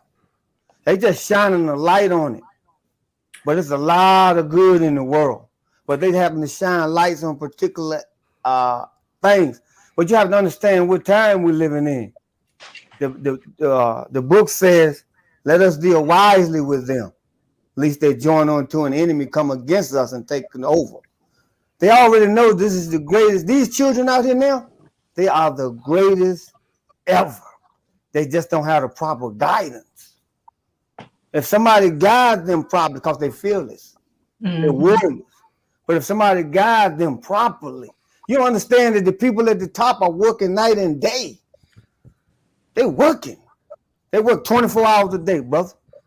They bombarding the social media. They bombarding the radio, bombarding everything. They want it just the way it is. Because they know one person is coming up while one person goes down. And they're going to do everything they can to take us to hell. But the mosque got to go in the street. The churches got to go in the street. You got to go in the street. You can't be afraid. You can't be afraid of your own of children. They're children. How you gonna say you're afraid to go to the corner store? How? What's your word at? It's because we haven't went to work and been in there and built no connection with them. We detached from them. That woman lost her child. Where she go? Miss Lady here, Miss Maisha. She lost her child. Here. I'm at work, y'all. I'm sorry, I had to check on my residence. But when we gonna go to work and go into the street? How you gonna be scared of a 14-year-old? Absolutely. How? Some 14-year-olds be having guns they don't need. Yeah, that don't make no difference. But here's my gun right here. If you go into the community and knock on the door and go to working with these children and build a relationship with them, you detach from them. That's why they're afraid. They don't know you. You have a rapport with them. Man, I used to go and we go in the street block by block. I ain't never had a problem out of no child. You know that, Sean. We got a program at Union Baptist. It's called the YCFL. It's a Youth Character Football League. And we practice over at Winston-Salem Prep Monday, Wednesday, and Thursday. Or no, Monday, Tuesday, and Thursday. And we play our game Saturday at Carver. And I think, again, it's community because we don't have any problems over there. And that's not a great area. People ain't coming up. We're not the problem. People aren't coming over there bothering us because we're not going over there bothering them. We want to go into the community. We provide transportation. We pick these kids up. Me and my wife, out of my pocket, we spend money to make sure these kids eat if there ain't enough that we provide from the church. We make sure that they have cleats. The church makes sure they have. So we, as individuals, we have to engage. We can't do it all by ourselves. Like the church built the pillar, the foundation. Now we need the people to engage to go get these kids. And that's a lot of things that I see. We have to fight tooth and nail to try to get people to come out and volunteer and to give us a little bit of time. The biggest regret, I never played football. I wrestled in high school. The biggest regret that I have with doing the coaching thing, last year was my first year. The biggest regret I have is not doing it sooner. I had a tremendous, and I know nothing about football, but I know everything about being a good person. And I have a tremendous impact on those kids. And we had 70-something kids out there, and they all loved me because I was good to them. And I showed them a way that they could see that, okay, this boy, we listened to his story. He's from the trenches, but he made his way out. And I know that I can teach at least one of them. If I grab one of them, I feel a lot better. But I know that there's more than one that can be reached. And I know that we all know people, and it don't got to be the church. We got kids that don't even go, most of them don't even go to Union. Their parents don't go to Union. But they capitalize on the program because it's available. We got a food bank. You go to Union, you get clothes. They give you clothes that are dry clean, that are pressed. If you got an interview, you call them in the middle of the night and say you got an interview in the morning. Somebody's going to go up there and get you what you need to make sure you're presentable. And you don't even got to go to the church. Right. That's community engagement. That's important. Right. It's not the church's responsibility for you to go up there and say, I can't pay my power bill. I need you to pay the $500 because I ain't been paying it. People get mad at the church because they don't do that. Ain't the responsibility of the church. The church is to give back, and we do that. You know, and I got brothers, Brother Scott. He just did, him and Tanisha did a big food drive where they give away thousands of pounds of food up there at Tanisha and Monique's Cupcakes every so often. I don't know how often Scott does it, but he does it he's got Scott Cares. He reaches out and he gives away a lot. There's people who do good in the community. The community, like Ben said, the community don't like positivity. Anytime you try to do something positive, they want to shit on. Excuse my language, but it's corny. It's corny. Yeah, it's corny. You're reaching. And it's insane because when you have a platform, you utilize a platform for good, you only get 3 or 4 views. Right. Now, if one of y'all was to take your shirt off and start twerking, we'd have 20,000 views on here. Oh my God. Yeah. All right, ladies, take your shirts off. You see what I'm saying? And it's ridiculous. Take your shirts off. We need 20,000 views. He's right. Me, the problem is so many layers to the problem, y'all. Like it's economics. It's a lot of parents, they don't care what they let their kids see or do. Ooh, yeah. A lot of parents don't care what they let their kids see or do. It's crazy the fact that 102 Jams plays certain music. I don't have kids, but if I had kids, I'm listening to 97.1 for the rest of my life. It's no way. I listen to country. 93.1. Yeah. I don't know. I'm getting old. I love country. That's facts, though. I don't allow my kids to listen to that. If I catch my kids listening to that, they're not old enough to understand that. So if I catch my daughter, because she's got a brother that's older than her. She's got siblings, and they're into that kind of thing. So she's curious, and I understand that. But if I catch her, She loses her iPad, she loses her MacBook, she loses TV, phone, all that, because I don't tolerate that foolishness. It's so many layers to it though. It's the music, right? Um, Parents smoke in front of their kids, they drink in front of their kids, they listen to any kind of music. It's not even just our culture. Because I just did Reagan's prom last night, right? And the whitest kids in the world asked me for the craziest music. They asked me for two artists, and I looked at them crazy. I'm not playing that. You're not about to mess my Who money was up. it? But the NBA first, young boy. no, it was actually so. There's a song called "Slut Me Out" by NLE Chopper. That was the first song they requested, Yeah, and I then the watched that second video twice. song they requested for me to play was King Von, and these are white kids from Reagan, Yeah, Hofftown. they be knowing So every word. our music is so influential to them and us. They're listening to it. Right. And But they then ain't they out can here be doing the same influenced, but shit they're we not doing. doing it. So they're smarter than we are. Exactly. They just enjoying the music. No, They're we not can't say actually. that because those No, are the look. ones. Listen what I said though. I said they're smarter than they're listening, and they're not. They don't have a standard to adhere to. They don't have to actually act it out. They just can enjoy it. We could do the same thing, but why listen to it at all? I listen to Kanye West. I listen to the Good Music Family. I listen to Drake. More, like talking about successful Feel good situations. music. Yeah, not even feel good. They talking about, man, I just made $1 million an Right, that's hour what I'm ago. saying. Feels That's the pretty type How good of to me. music that I started listening to when I was 13. So that's what I put in my body. You know what I'm saying? So anything else, it really didn't move me. I couldn't relate to it. Also, just keeping it real. Like it's a lot of kids. Like what's that basketball player, John Morant? They say he grew up in a real nice in neighborhood the and all that, suburbs. and with two-family house home. But you sitting here trying to be a thug on TV. Cause why? You know what I'm Let's saying? be Just be honest. yourself. We don't preach enough about being yourself. We don't preach enough about that you can do anything. Like I said before on the last couple podcasts, I did meet some kids that were at risk. Their moms literally told me, "Hey, my son's bad. My son's this and that." Well, number one, you're putting that on your kid. But Right. she said my son's a problem kid. So I got some alone time with the two kids. They were talking about gangs and stuff in the car. I was like, what do y'all want to do? And they had their own aspirations, but all these kids trying to make money, but we don't got no way for them to make money. That's what they want. They want money, and the only way that they think they can make money is sell weed. Anybody can get weed. They can get weed, and then what? Somebody robs them, and then they feel like they got to protect themselves, so they get a gun.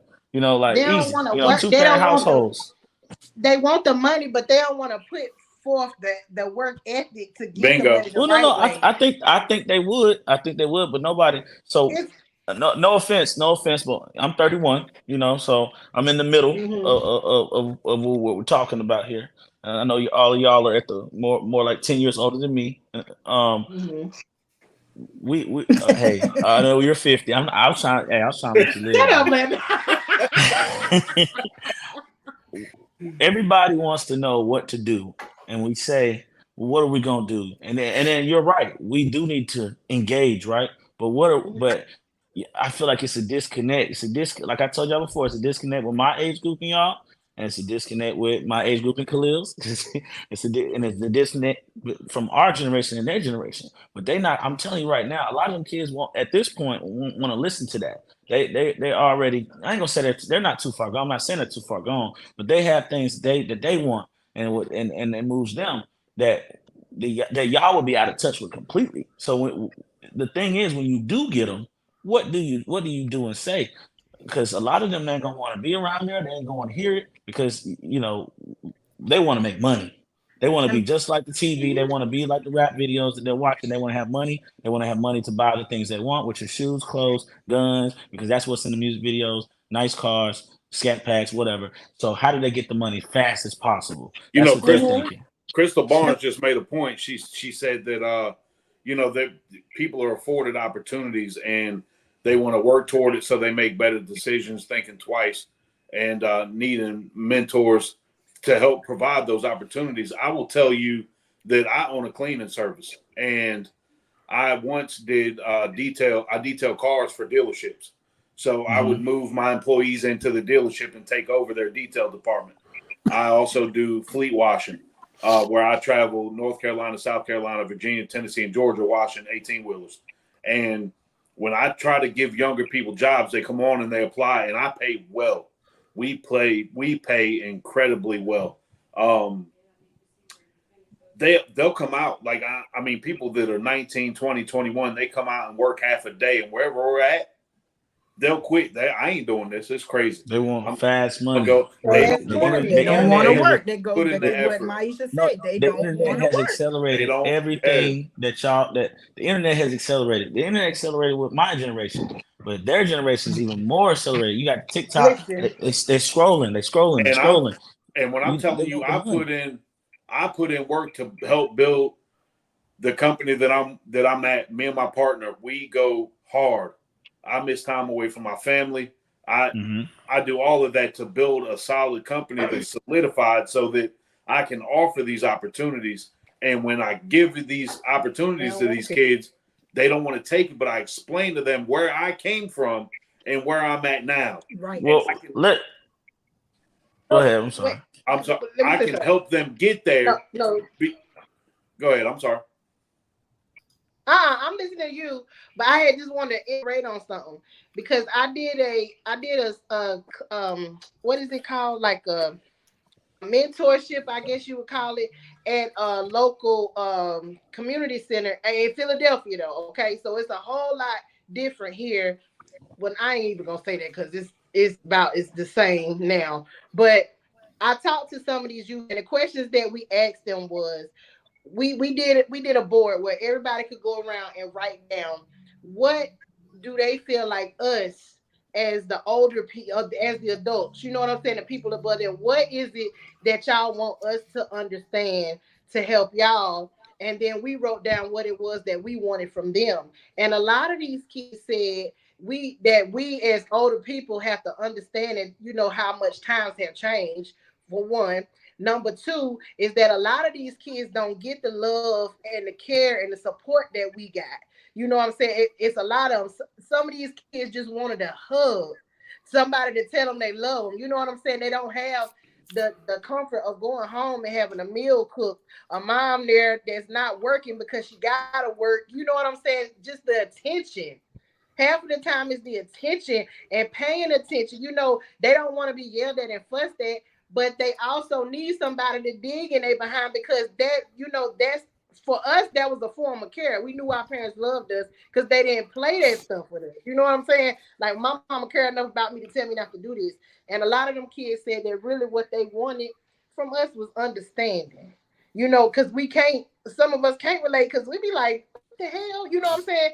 We can't relate to what y'all doing because to me it's like stupidity sometimes, but we have to listen. They said we don't listen. We just want to talk. That goes back to where the older people used to say, and you'll hear them still say it to this day, and I catch myself saying it to my employees sometimes. The more things change, the more they stay the same. Right.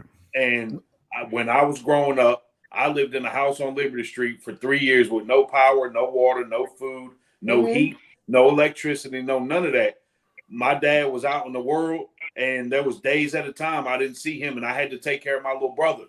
And I remember I used to have to go to the front of the fairway, the mini mart, with a bucket at 3 a.m. and still water so I could go back and wash my clothes and then take a shower in that water.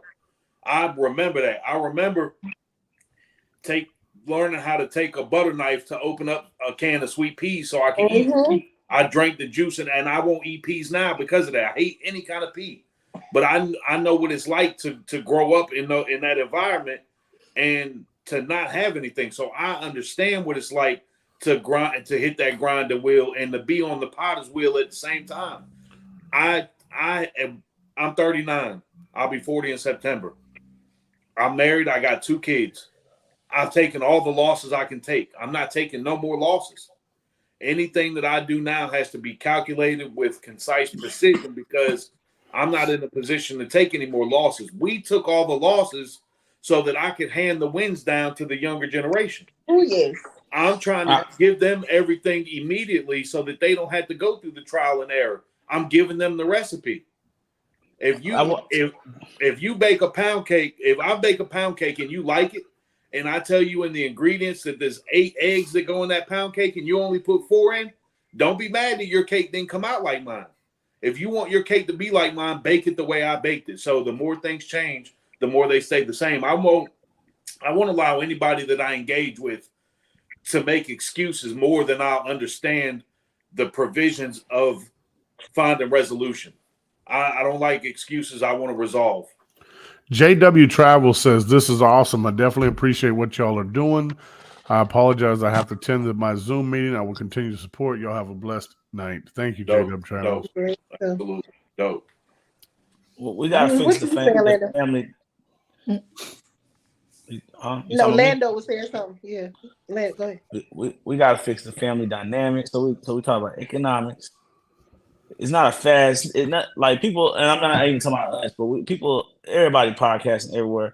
You got a lot of people saying, "What do we do?" And it's like community meetings and stuff. Or it's not an overnight fix. It's not we got to fix our community, even on a local level. But that's hard to do. But the family dynamics, I don't have kids, I ain't gonna get into the specifics on how I achieve this, but it's so many people that's just having kids out here, just having kids. Now, and what are you really doing when you have these kids? They're just popping them out, and then I can't blame a lady or a man. Well, you can. I guess you can place blame on one person or the other, but you got people just having babies with people they barely know, leaving them.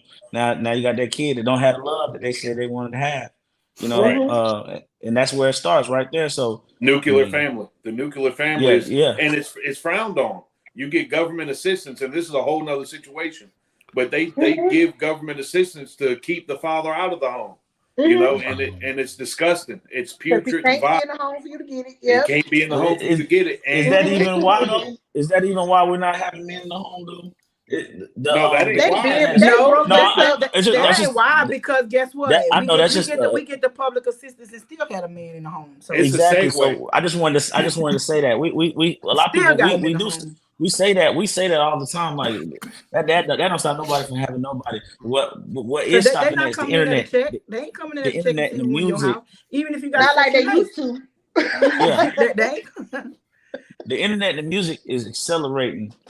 The internet is caused a half of 98%. But we are in control though. But these relationships be quick too. Control. You can control. A lot of this stuff we can control, but we don't seriously have these discussions. And somebody somewhere mad, like, what do you mean you gotta have 2 parents? I can do this all by myself. Wrong. You need 2 parents. It's people that's really quick to just end a relationship with a kid in this world. But if you can't help it, you should try. You can't stop. Let's say, and I'm speaking from a woman's perspective. You can't stop that man from leaving, and you can't make that man stay. And when you done had that baby, then guess what? It's too late. You can't. That baby can't go back where it came from. Yeah, I'm not placing the blame. I'm saying that, but so I'm talking to men. Then why y'all walking away? Some women run men away. Why are we running people away? Because we want more futures and not enough Russells, and that's the thing for me. Because speak the truth, shame the devil. Say that again. We can line this up. It's corny to have a man that prays with you. It's corny to have a man that takes care of not stereotypical what we think that should be taken care of, but a man that is a provider, that's there for their kids. That's corny to people. Like them be the ones that get the hardest time from the kids' mamas. If they don't want to be with them, then they mad about something. It's the dynamics of it. They get left on red. Yeah, these kids be having to suffer because sometimes it be the moms, and I definitely say that it be these bitter women that think that they can lay down and have these kids and it's gonna keep this man there. Now you got a child that's got a broken home because you mad and you bitter. You know what I'm saying? Because you want to go sleeping with Future and you left Russell behind. And that's just how I feel. You know, Cornelia. Everything is corny. Everything positive seems to be corny. Just like Cornelia wants a million views she right want now. a Russell. He's on here talking about fighting. I know that's right, Cornelia, honey. And then another Am I saying thing it wrong? And then another thing too, you got these women out here that make it so easy for the men. So I'm gonna have a baby with him because you look. Exactly. They're not. There's no respect for. Okay, you got a woman, so guess what? I can't even talk to you. I'm not even give you the time of day. I don't care if I know your woman or not. Guess what? From a woman's perspective, I'm not gonna deal with you knowing that you got another woman.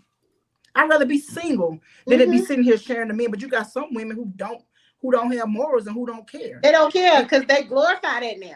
Poly Right. this, poly that. But see, the thing is, they say, well, that was in the Bible. All these people, but they took care of every last one of them women too, and them You children. had to be able to provide. You know what I'm saying? So it's a very big difference in the dynamic. You know what I'm saying? Y'all just want to do So it. you ladies other would be people for doing it. you got ladies would be for a polygamous relationship if the man was the provider? No, I'm not. I'm not gonna do that. No, I'm not with it No, either. But I'm doing saying that. people, it's everything. Everything now is a trend, and whatever is popular and whatever is trending is what everybody thinks is cool. Right. And that's weird. It's just weird. Like they were saying, like Lando was saying, everybody, you people afraid to be themselves. Right. If you want to follow and be like Crystal everybody Barnes else. says, once again, the programming and the music. Azar brought up a great point earlier. He says the powers to be. Let's just bring it home and just be honest for a minute, right? There's always been a plight to destroy the black community in America. Always. Oh, absolutely. It has not ended. So when Azar, and please forgive me if I'm misquoting, he was talking about the powers to be, you understand this younger black generation is probably the most talented that the world has seen here in America. Best they ever been. The best. I'm telling you, when I speak with some of these young kids, they are amazing. But what they want us to, they want to create that divide, the uncle versus the nephew, right? That divide. And the thing is, so they're constantly filling these kids with negative images, right? Every nation of people take the young men and make them the warriors. They're young, dumb, and full of cum, right? Now they say the Muslim radical. Well, he's no different than the American patriot, right? They're all young men. The old guys ain't going out to fight. They're manipulating the young. And so what we see is the young people thinking that their enemy is each other. Mm-hmm. And that's what's going on right now. It's crazy. It's crazy. Yeah. You know, in order to deal with crazy people, you got to have a superior knowledge, wisdom, and understanding. And you remember Malcolm X, don't you? You remember Malcolm? Yes. That was in the streets. You remember Clarence 13X? You remember all of these people that I can name that I was in the ranks with that did all kinds of stuff. But when you got a superior knowledge, a supreme teaching, and when you know what time it is, you got to know, like I was saying, you got to know what time it is. The United States government does not go to work on nothing that they don't know that's great. These people need proper guidance. They need, like my man was saying, it's an individual thing that I got to clean me up first. Yeah, it takes time, but the harvest is ripe, but the labels are few, man. Don't nobody want to deal with these wild beasts, but I'll take them. I deal with them every day. I don't have no problem with them. I go in the roughest neighborhood you want to drop me off. I don't give a damn. Because guess what? I know what he need. LOVE. Once I put my arms around him, I done it, brother. The craziest person was just grab him. Say, yo, man, what's up? You know I love you. Can't fight that, bro. You don't take a pistol out and just shoot a man for that. You don't do that. I was that crazy ass boy. I'm telling you, I can relate to that shit, toting that gat, doing that shit. But when I heard that superior teaching, that shit woke me up, man. We so stuck in this narrative. Ain't nothing wrong with these children, man. Man, they ain't got nobody that want to deal with them and talk to them and teach them. The first thing they want to say is, man, look at him. Pull his pants up, man. He needs to pull his pants up. First of all, you got to get to know him first. Before you tell a man to pull his pants up, man, holler at him. How the hell you gonna be? I don't understand how you gonna be scared of somebody. I can't fathom being scared of nobody, brother. I don't understand these people that. trying to hang with the kids instead of teaching them. they want to be on the same level as them, and it's weird. Well, I So will you, say that, for example, again, when I'm doing the football thing, I have to meet some of these kids where they are because they're not all poised. Some Right. of them are rambunctious and out of control because they don't have that guidance. I need them to know. I had a propaganda. hey, I need them to Khalil. know that. Oh, my I bad, my need, bad. I'm sure. you good. I need them to know Hold that on, I'm gonna mute his mic real fast. Go ahead, Don't brother. mute me. Don't mute me. I need them to know when I'm dealing with them that I am the man and the role model that they need, that they can look up to, but that they can also relate to me. I try to stay relatable, and I try to stay approachable. And my daughter, as aggravating as it is to me sometimes, she keeps me at that home because of her age and where she's at and what she's having to deal with. And I talk to my kids on the regular about school and, you know, what they got going on, who they talk to, who they deal with, how things function. You know, it's important for us to be out there and be in the thick of it. Like you said, those kids, they need that love. They need that hug. They need everything that I wish I would have had. I try to give them. Khalil. It's heartbreaking. I go in the store and I see a parent. I see somebody dragging their kid along and they got 240s and they're getting a pack of Newports, but the kid wants a little Debbie cake and he can't get it. You know what I'm saying? Like that, it's crazy to me. So I'll get the cake for them and I'll let them know, hey, it's a wait. You know, keep your head up. It's all good. You know, things happen. Come out, come see us. We're going to get you right. We cheer, whatever. They need an outlet. They need positive outlets. They need positive role models. And that's what we need to be. Men need to step up and be men. I'll never understand how men treat kids the way they do when they didn't want to be treated like that. Right. Say it again. How they treat women the way they do when they didn't want their mother treated like that. They were raised in single family households where their mom took care of them and broke her back to try to provide for them. Like I know my mom did. My mom had 5 boys. You know, she did everything she could to provide. And I don't treat women like that. I'm good to all the women in my life because I respect and appreciate what my mom did for me. This is what's coming down the pipe, though, Khalil. This is what's coming down the pipe. This is what's going to happen. I think you cut him off. He was still talking. Yeah, no, it's all good. Do your thing. No, it's all. You still talking? Yeah, just do your thing. That's just how I feel. You know, I think that we all need to come together collectively and be role models. Be the men that we say they need. Don't say they need it and then not be there when it's time for them to need us. Let's put the wheel to the grinder and make it work. You know, and that's just the bottom line. This is what I'm going to say. This is what I wanted to say here.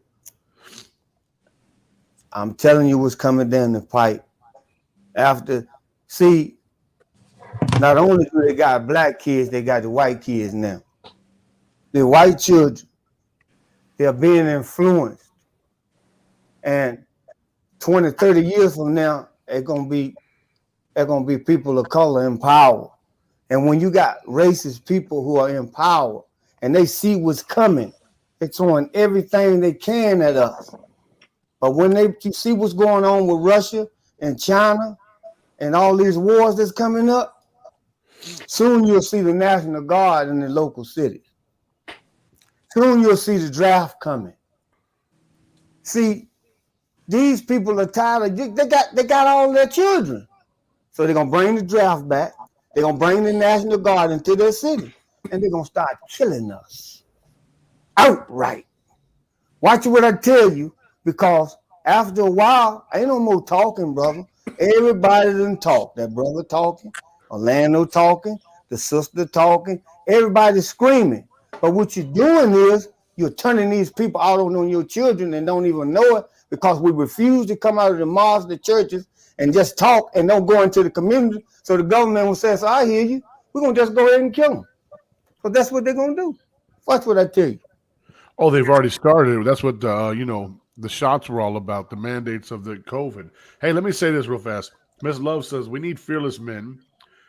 Great point, Muhammad. We need to get our communities back to where they were in the 60s. Families no longer own family business. They need trades. I talked to my wife. We have a tree company. There's a Spanish kid that works for me, right? And it happens to be all the American kids that work for me are not as professional. They never have their tools, every excuse in the book. Here is a Spanish guy just fresh over here from Mexico, has every tool known to man, right?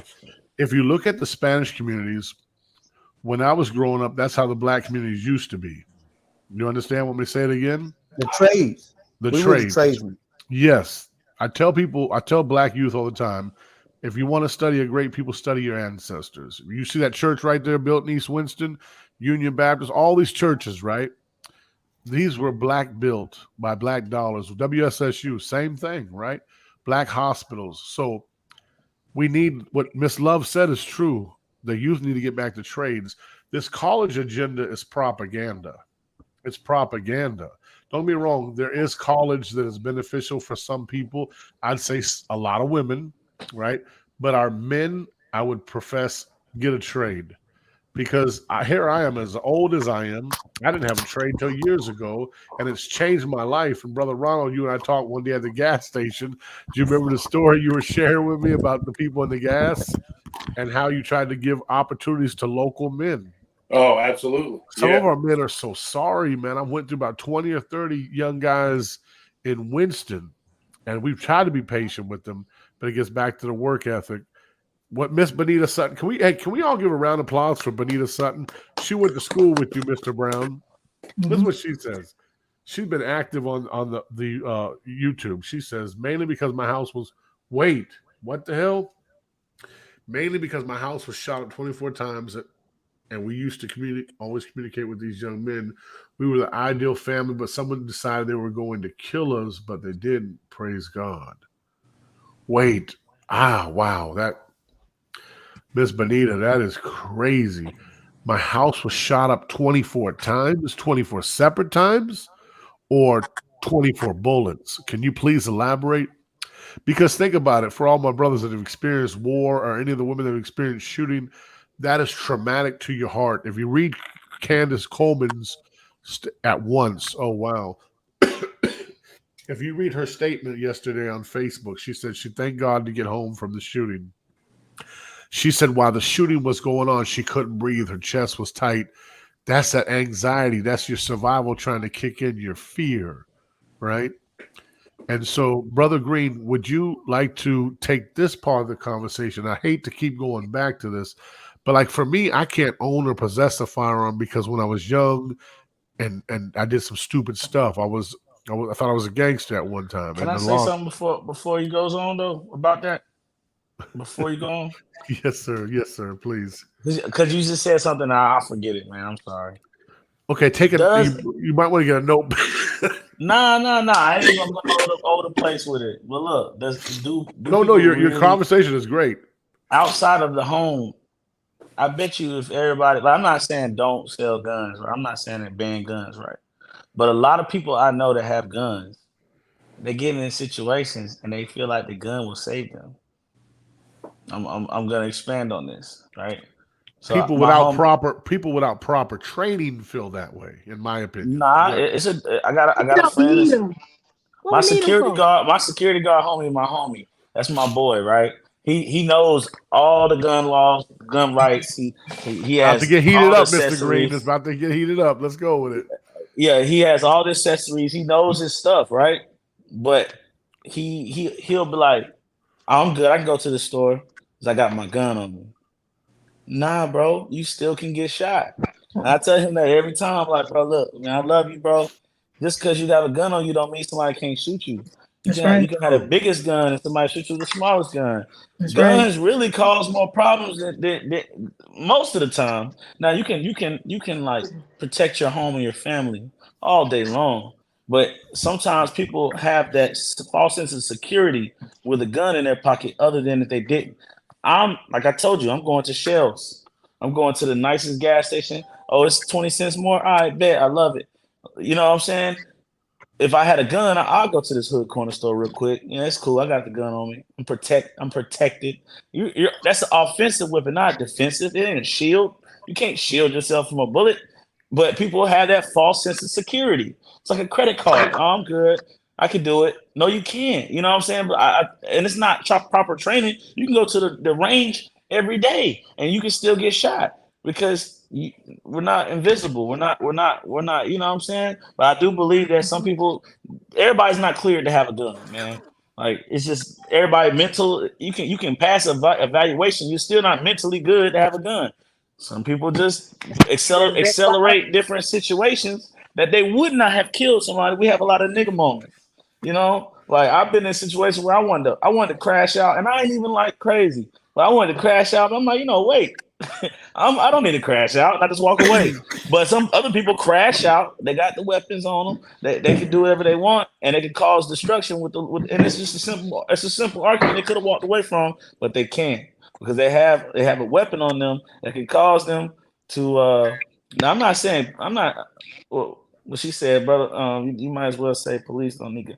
I mean, I'm not saying who needs guns. I'm saying everybody has a gun, has this false sense of security. That's all I'm saying. And some of these murders and stuff are senseless when they could just fight, and you can walk away, go home. They scared. What we're Scared. right.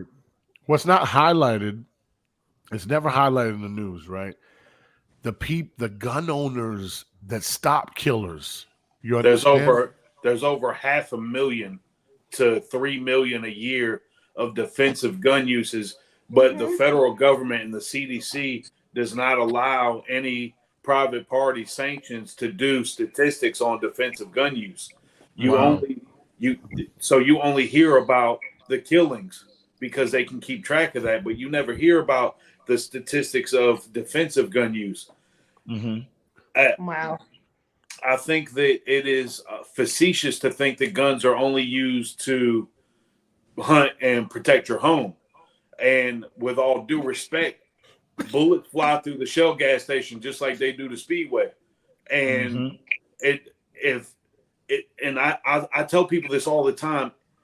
It's against the law to shoot people unjustifiably. It's against the law to shoot up the school. It's against the law to go out in the neighborhood and just start shooting because they're having a party and somebody might be there that you don't like. It's against the law to go in the grocery store and shoot people. The people that are going to do that are going to break the law. The laws are already in place. I don't give a damn how many more laws you make. They're going to break them because they are already going to break the law.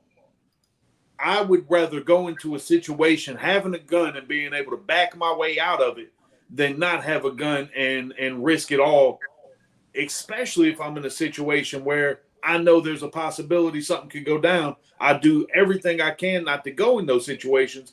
But if in the event that should occur, I need the best means possible on my person and in my truck to be back your way out of it, though. Absolutely.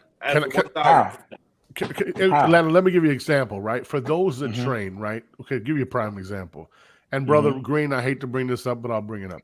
My daughter was having an event, right? And I saw the brother and I saluted him, and he was in his truck. Now, can I talk about this real fast? Absolutely. Okay. Absolutely. So him and my daughter are good friends, and so he was doing security for my daughter's event, but he was strategically located in a place where if something went down, believe me, this brother can handle himself. Believe me when I say that. I've trained with some of the best. I'll give you two examples, but then I'll let you speak, Orlando. Where he was located, the average person that was going to try to do harm they wouldn't seen it coming because of his location. You remember the old strategy for back in the day, the old war was who was on the hill would win. That's what it's a concept, right? Azar, you and I trained with Grandmaster Shihan Shamik. We trained for these situations, right? But I, because of my personal choices as a youth, cannot own a firearm. I love being around people like Brother Green. Hey, listen, I'm gonna keep it 100%. When people like him that are trained, I feel that the community is safer. Feel safe. Right. Safer. But listen, hold on. Let me finish my thought, please. God, my brother, I'm gonna give you a pen and pad. So. Listen, on your podcast, we're gonna go crazy, we're gonna interrupt each other. So that's you got a pad, right? So you see, that's what we gotta do with our youth. It's okay. Everybody else wants to speak, right? But this is my brother. So that's one thing. Secondly, there's got to be a point, right, in the discussion where people are realistic. It's the mentality. It's the mentality. I've watched hillbilly white boys that have multiple guns, right? They get drunk, they fight each other. You understand? All the guns are there. Same scenario, Orlando. They tend not to shoot each other. So then we have to go to the base of the teaching, the philosophy, how people feel about themselves, right? You go to the church where Brother Green goes. Those men disagree all the time.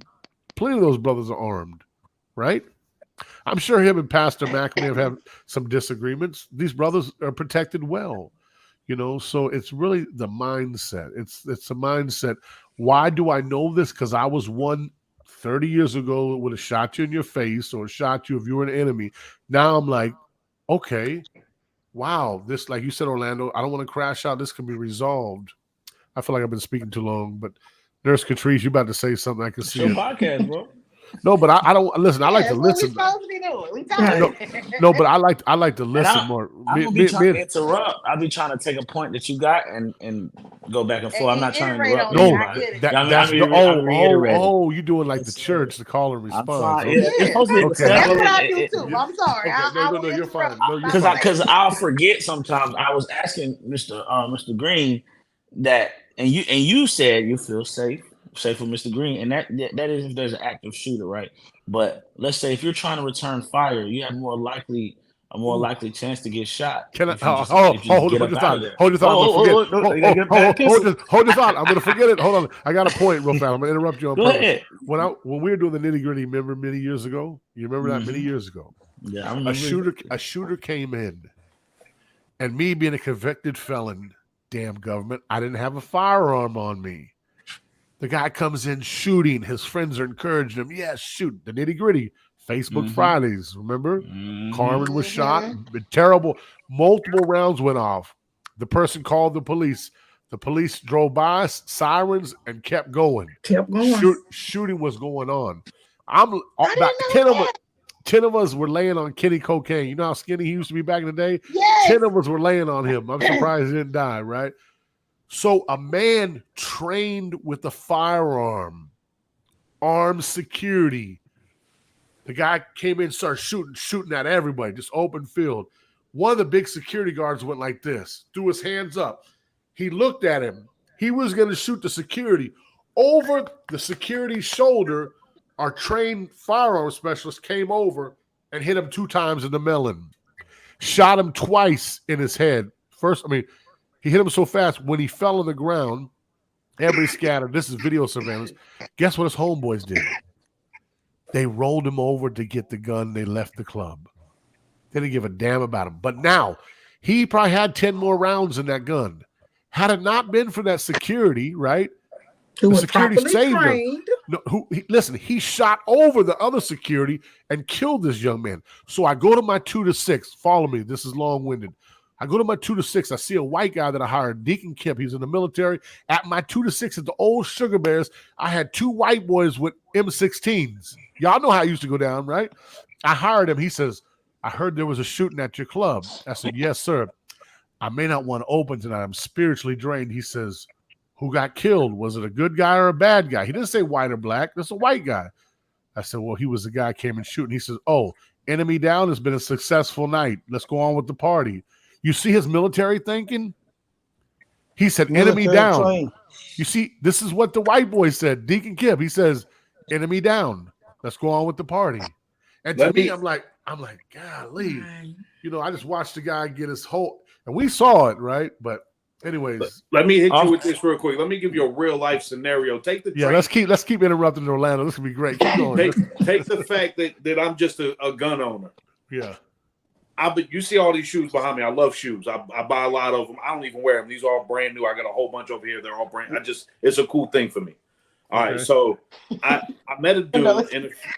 I'm trying to hit you. Hold on, brother. I'm trying to get you on there, and Orlando keeps taking over. Okay, go ahead.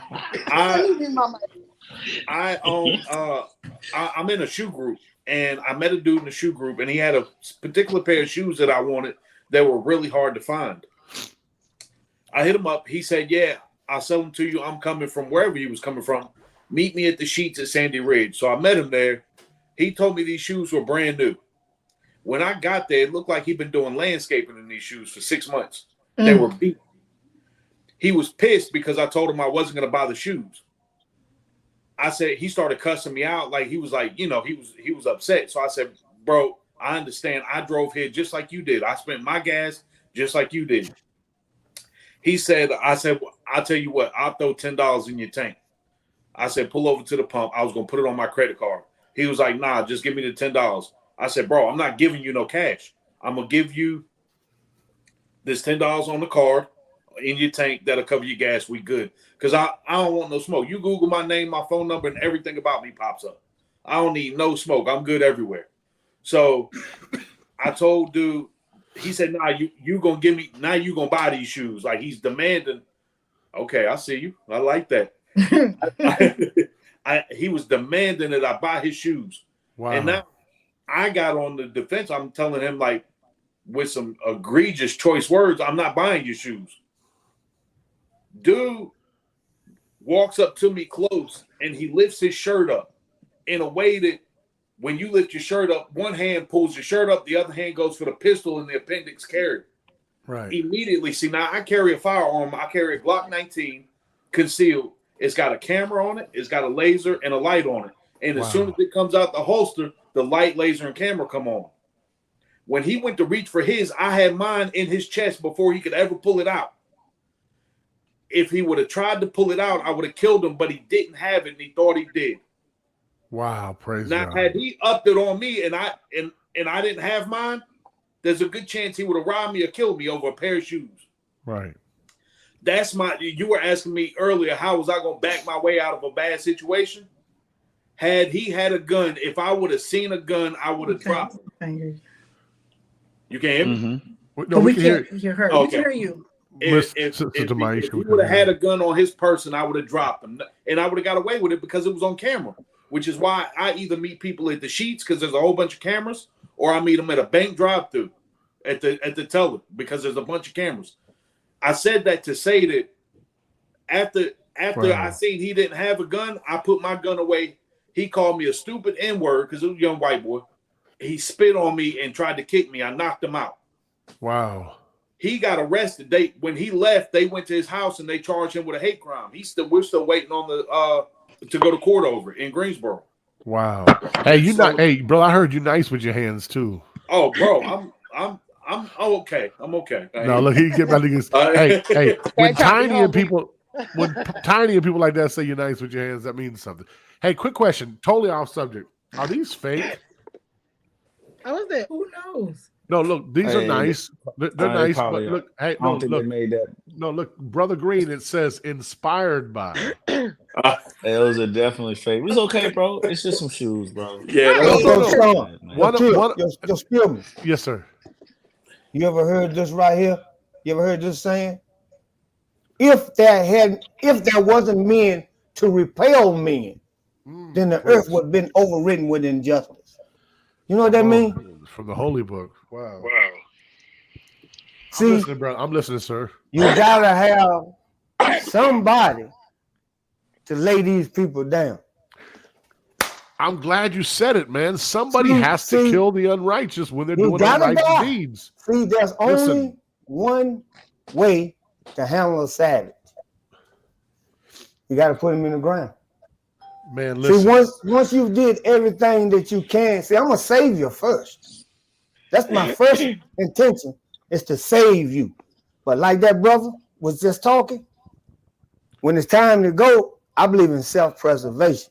Absolutely. 1,000. We used to work in the clubs at Alexander Delaware Road when it was at the worst. Tell me, am I right or wrong? Greensboro was down. They had every local artist you can name. They had every drug dealer down there. I didn't have a penknife on me. D-Mac.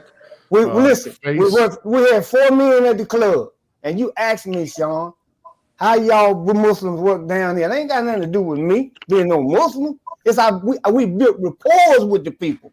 Right. Every man that came to that club, I talked to him. I said, brother, how you doing? I treated him with respect. I treated him with dignity. So he knew if he did anything, and I asked him not to do it, they ain't stupid. but I came with love first. That's what I came with. You can't beat love. I built rapport with the worst drug dealers down there. I stopped people from killing people. Not me, but the God did. But he made me fearless, though. The creator, whoever you believe in, Jesus, Muhammad, whoever, he cannot use a punk. A punk, right? This life don't belong to me. This ain't my life. This life belongs to the creator who gave it to me. It's my duty to civilize the uncivilized, or the penalty is a spiritual death. And so if I'm not here to try to do something, what the hell am I here for?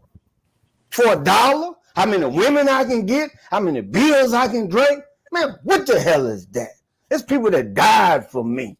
Harriet, Garvey, John Brown, Fannie Lou Hamer. All these people died for me, and I'm living to get a piece of ass. When my people dying in the street, black and white. First I come for the black, but I got to come for the whole human family. That's the teaching. We believe in freedom, justice, and equality for all, regardless. So if I'm fearless, what the hell can God do with me if I'm afraid to go to the goddamn corner store? Because I see somebody on the post. So there's lions in the jungle, but you afraid. Huh? What am I afraid of? He gave me power and dominion over the whole earth. There was a dog that came in my yard yesterday. One of them big-ass Labrador retrievers had his tail up, and he ran towards me. My first instinct is to run, but you know what some say? God damn it, I'm gone. You know what I told that dog? I run up on him. Get your ass back. You know what he did? He turned his ass around and left. Preach, Brother Muhammad. No, he could have beat me, but I was willing to take the price. How the hell are women gonna respect us, man? That's why we got these weak ass men. Right, right. We punctified men. Because men won't stand up and you're afraid to die. And there's people that die, the women got the breast bit off while men stood behind fucking oak trees. These women did it in the civil rights movement. They came out. And then the men came from behind the trees. Even now, you see women stand up for black men all day, every day. All the time. All the time. And women need that same support. And it's sad to say they don't get it like they give it. She can't follow a weak man. She can't do it. Hold on, y'all. Hey, who is this in the background? Hold on real fast. We got somebody trying to come in. Wave your hand, please. For the person, eat. I know that's right. Not again. We're not getting pranked again. We've seen a little guy. Said, I know that's right. That's Miss Burnett. How you pronounce your name, sister? Bonita Sutton. Can you put my comment back on that she said I need my own island? Yes. Hold on real fast. Let me tell you. Listen. For anybody who knows StreamYard, when each one of you enter down here, there's a back door, back room, right? So we've been pranked before, me and the ladies before. This little guy came on and spit on his wee, jacked himself. And so it's hard. And I think it says eat DAOPP 20. Tell him to show his face. Show your face, because he's a big beater. I'm bringing it back on there. Hold on, he's trying to show it. Hold on, it might be a real person. Let me see. I'm gonna take a chance. Oh hell. Where's he at? Oh, it's a real person. Hello. Okay. It's a real person. Hey, okay. Come on in, brother. How you doing, sir? Nigga. Fucking idiot. Old ass bitch. You stupid as fuck. Dumbass motherfucker. The black guy is smart one. Let him stay on here. No, we ain't got not tonight. Not tonight. Yo, you see what I'm saying? He is righteous, so is the devil. Hey, we should shoot him. Hey, listen, you know what's crazy? Okay, hold on. Listen, YouTube world, people all over the world. Listen, we don't mind. Listen, Muhammad and I running the show. We don't mind if you say nigger, cracker, spick, but show your face. Don't be a coward, right? Don't be a coward. Listen, don't be a coward. Don't be a coward. Don't be a coward. I have a black wife. Come on, don't be a coward. Bring your punk ass up here again. Let's see it again. Come on. Bring it back. You know Yo, what? least- God, at least, At least put a big one up there. You yo, you came see up there that? and play with it. Golly. officer. Yeah. Sean, Listen. Let me tell you something. Oh, I'm sweating bullets. Let me tell you something. Listen, I'm the one that has to. I'm always red. My wife's like, "You're angry, you're red." I said, "Listen, I'm always red." But listen, yo, we don't give a damn about offensive names. That shit don't hold Right. no That weight, shit don't right? bother me. But show who you are. Muhammad, one day, you remember Sister Catrice? He had a debate with about 6 white people, right? And it went down. I was sure I will pay the clip. It went down. And yo, listen, anybody knows my podcast? There'll be some people that will personally offend you, right? Oh, hold on. Now another one's coming. Y'all get your cameras out. These white Now, boys that's are a coming. definite dick beater. Hold on. Okay. Hold on, y'all. Hold on. I don't know. Show your face. Gar act.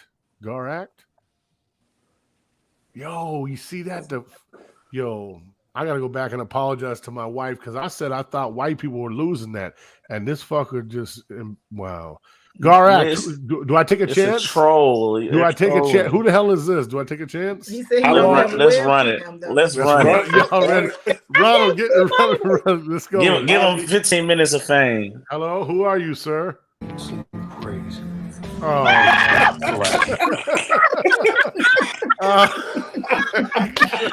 What the hell? Somebody's trying to shut my channel down. They about to demonetize you, man. So is that how they can demonetize me for if I don't know? Like that's crazy. Are you monetized? You get not money, on Facebook. Bro. I wish, man. We're trying.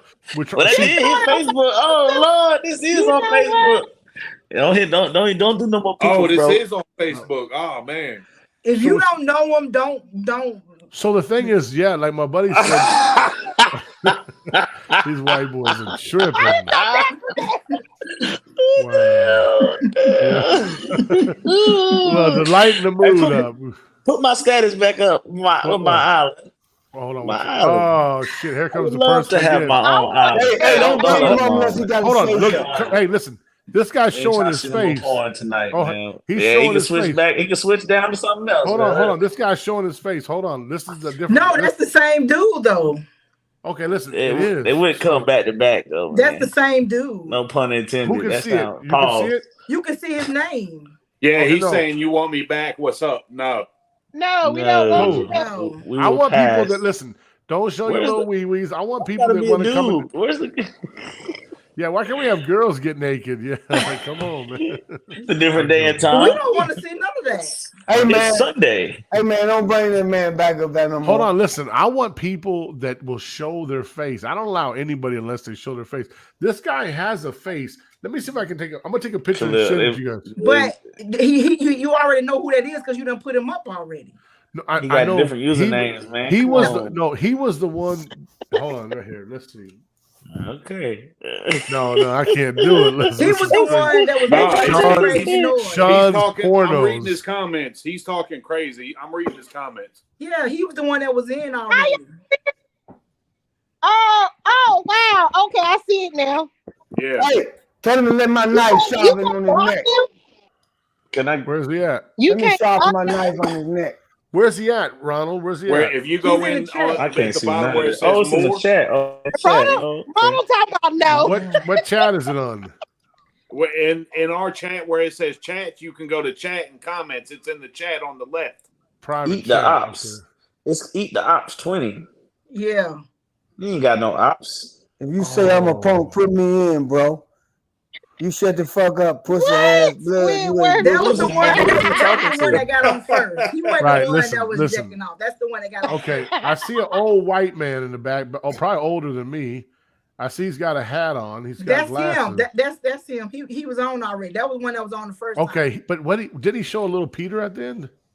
No, that was Okay. I'm on his picture. It was on his picture. So he was the one. So, He was the one that was doing all that crazy. He said that wasn't me. okay, listen. I want somebody to come on and speak. I'm gonna give this guy a chance, right? I'm gonna give him a chance. Listen, I hope I don't get demonetized. Don't do it. Don't do it. Come on, man. Don't do it. Bring him on, Muhammad. Bring him on. Man, leave that motherfucker where he at. I No, wish listen. I could whoop his ass. Okay. Hey, I don't let me- know if it was him. I don't know if it was that young he man. gonna do something He crazy. was the said that one wasn't that was me, but- running his. He was the one that was saying all that talking Yeah, and crap. hold on. Oh, Let's, yeah. hey, He was let's the get- one that came on first. hold on. Let's give him a chance. Oh, my God. Lord. Here Just we be go. respectful, brother. That's it's all we ask. Sunday. Oh my God. They're doing it again. I just told you. Who He said that's was. not me. Yo, these folks are crazy, man. He said that wasn't me. Let me get my I That's told him. iPhone. That's him. That's him. I told you already. If you don't listen, Mr. Spillman, I Hey, told you man, who that's it him, was. man. Yeah. I He told need you to jump out. We want them views to go up. We want them ratings to go up. That's all. Lando told you it'll come. It'll come. The money gonna come. All that's gonna come. No, I'm not worried about that. I like controversy. I like less dialogue, right? Well, they ain't trying to dialogue. They trying to be. They on some more other stuff. He keeps saying you added the wrong person. No, that's not. He's the same person. No, look, I'm gonna show y'all. You showing your age, Khalil. No, I'm not gonna listen. I'm not gonna He show you. hard headed. No, He listen. hard-headed. I'm gonna show you a picture of who he is. Okay, now look, I'm gonna blow me up. Watch. This is all he comes on under 3 different names. Watch. Y'all look at this guy. So Y'all if you They niggas shooting sped. again in Winston. y'all see do this what? guy? Share that face. He don't know this face is showing. Share it on the Facebook. That's him, man. That's That's the stupid. dude that came on the first time. No, I know, but listen, he acts like it's he's like this is me, but then he comes on to that wasn't me at 10:05. Come on, Fucking bro. psycho, man. You sure that wasn't the dude with the bad Wi-Fi? Nah, because his name is on there. I know. I'm just playing. E.I. Y'all know what I'm talking about. I wonder if he's like. I wonder why so many white folks are trying to get people's flag, their pages flagged. Because they know we're talking about productivity. Damn, that's crazy. They know progress. They hear and see progress. They don't want Fucking it. barbarian. I'm gonna go ahead and get him out the whole thing. Let's Hey, ban man, from the get him out. studio. Wait, no. Let To my ban a comment guest, you back need up to on require all conclusion. guests to opt. No, hell no. We're not going to ban him yet because to make all of us re-sign out. We just ain't going to let his ass come back Don't in. let him back That's in no all. more. Put You him ain't in. gotta Put let him him where he in. need to be at. Up on the Yeah. bottom of my feet. Yeah, Let me good. put my comment back up so I can respond. Oh, when you said you need your own island, hold on real fast. I would love to have my own island. I would come visit Lando because I actually. Hey, Lando like to take over. No, I'm always, You have no idea. even when Lando used to have the parties, I always admire him because I was like, he don't care. We would have the greatest debates. Like I love Lando. Hold on, I we miss got you, Lando. hold on. We got a black gentleman. Hold on, let's try it. Ready? Oh, you know, try Oh, my everything, God. man. Yo, Oh It's the God! same guy. Dang, he wanted. Look, his name was Perel Aquarius. I should have known that was not. Let me take a picture. He showed a black guy looking like future Perel. This guy is good. He's a hacker. Look. he's a professional troller. This is what they do on YouTube. I'm not shocked, but That's why. And what's crazy? Listen, and what's crazy It about was you. And listen, and what's crazy about it? Now he shows the image. Y'all can. This is the guy right here. Let's see if I can get my. Golly, these guys are talented. Wow. Y'all feeding into it. that's Man. him. Oh, they that catfish. No, he just hide behind avatars, listen, man. you can Photoshop. You need to learn how to edit. I know can do all all that that. But I give people a chance, man. Like maybe I got to make them. If we don't know them, don't show them. I guess. Dang, that's That crazy. part. That's crazy. Okay. That literally wasn't me. That was someone else. It wasn't me. Yeah, Khalil, use your white voice. I want to hear it. I never heard you sound like a white guy. Now John the Baptist is coming on. Oh my God. They are not gonna It's the same stop. person. It's the same person. Okay, we're not hella no counts, new man. guest. No new guest. No. Look, no new Well- guest. So what do they do? Is there hopes to get the page? What is it about showing the nudity? What is it? Clout. Who knows? Man, I got Clout like is 3 the of them most hitting me up now. expensive drug known to man. It's clout, bro. It's the new drug. Oh, Hey, brother Green is you about to check out of here, brother? Yeah. Anybody got any questions? Anything you want me to address? Talk about? Any concerns? Anything that I can help you? He says, hold on, y'all. Look at the group chat. What's he saying, Ronald Green? What's he saying? He said, Hold I'm on. the leader. I can end it. We do it for fun. Let me in now, or else we keep attacking you. Man, fuck Well, you. I'm Come attacking on, man. But see, that's the thing with people. This is I the ain't internet. afraid no You're more. not attacking us. We're not being hurt. This doesn't hurt us. We can just ignore you. But Brother Spillman won't ignore him, so they're giving him the attention that he wants. Right. You gotta stop letting people take the power. You know? I'm sorry. Power I'm sorry. is I get a little excited. I believe in freedom of speech. Trees, we tell gonna them to pay. Hey, Khalil, tell them to pay you and you let them on. Pay $500. That's how you get the money right there. Tell them to pay you. Now, hold on. Let's see real fast. Hold on. Get a quick 20 from him. He'll pay the 20. Man, We got a cash app all of us. Put our cash apps down there. Yeah, $500. Yeah, cash app. Black man he working. Says, listen, he says, I'll get your address, names, IP address, and everything. Oh, he might be the federal government. What you gonna do? Right. So that's what he's telling you. He gonna hack your stuff. He gonna be mad at you gonna hack this bad credit, man. You don't want my credit. Hey, listen. He says we even have your social security numbers. Who doesn't, asshole? You can have it. You know why? Hey, listen, hold on. You know who got my social security number? His old ass mama. Yeah. You can have my social. You ain't getting nothing. Your old ass mama got my social. Tell your mama. Do some stuff. Do it. We want you to do it. That's crazy. Like, what kind of time on their hands? I know. Listen. Basement dwellers. But listen. Let me tell you why I love it. If there was no sanctions on YouTube, I'd let them come in and get their 15 minutes of fame, which is another podcast coming out, right? But this is great for me. I like to go back and forth with them. They're like, IP but address. how many platforms you have? Don't you first have? Old, hey, he says first old. Hold on. He says, hold on. Oh, first old little bitches first, second old dumb bitch, black woman, third Green Lantern. Y'all been ignoring me. What's up? This guy's weird, man. Yeah, you know me. I'm telling No, that's Benita. Hey. Yo, man, address me by who I am, John. I look better than your mammy. Right, you talking about some old people. Yo, there's like 4 of them in the group chat. 4. That's okay. So anybody can see us. That's I gotta get dressed. Thank you. I appreciate it. Hold on. I like this guy. He said I'm an awesome, smart black guy with a really cool LEDs. Thank you, man. You're all right with me, buddy. I don't know about the other blackies. I'm with you, buddy. Hey, do anybody have any questions for Brother Green before he leaves? I'm gonna give him because I want some information about stuff. But hit my inbox. You know I got. I'm definitely gonna keep in touch. Yeah. Y'all, it's been a great evening. I ain't ready to go. I'm having a ball. No. It's good. We look like we girl, you at work. He go for some hours now. Right. One night we went 8 hours, man. I was like, what the really? hell? Yeah, I remember that night. I'm gonna have to leave y'all at 10:30 tonight. Oh yeah, the old man's checking out.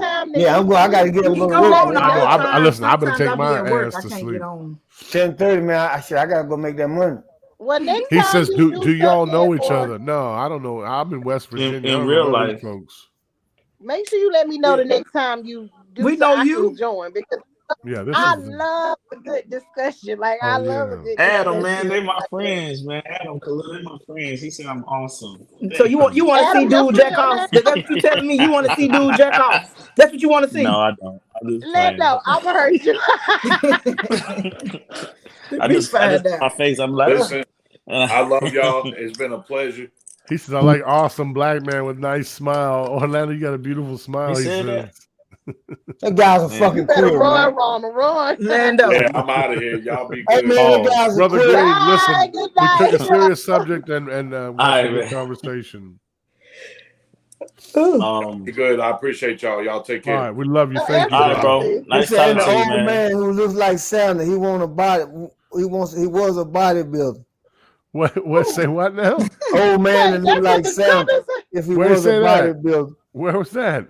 Yo, man, there's a bunch of damn queers in here. No, but where's the old man? Old man looks like Santa if he was a bodybuilder. It's right here, man. Oh, I see it. Yo, that was a good one. Thumbs up. That was good. Bonita said, "Why y'all ignoring me?" Wait. Oh, I forgot about Bonita. I was trying to. How Bonita add herself in? I was trying to talk to her. Oh, is that Bonita? No, come on, let's bring Bonita. Is this really Bonita? I hope this is really Bonita. Yo, he took her name. Wow. Y'all stupid. She- Yo, he took.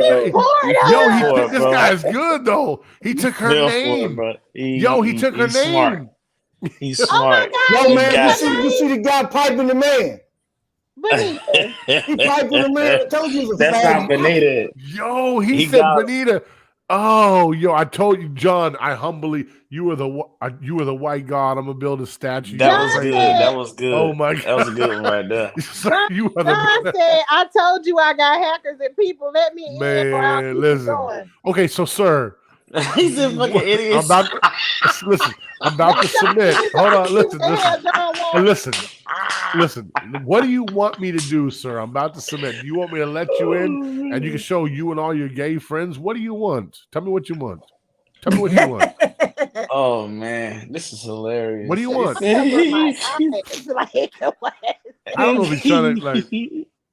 It's because you I got. will actually talk and tell you what I want. Text me. Okay, No, so I'm tell you what scared you of want, him. all right. I'm terrified. Oh, you can let him in, but I'm gonna get off because at this point, John the no, devil. I'm not messing with him anymore. Yo, he said. at this He point, said- you already know what it is. Listen, he said he used Benita's name. That was dope.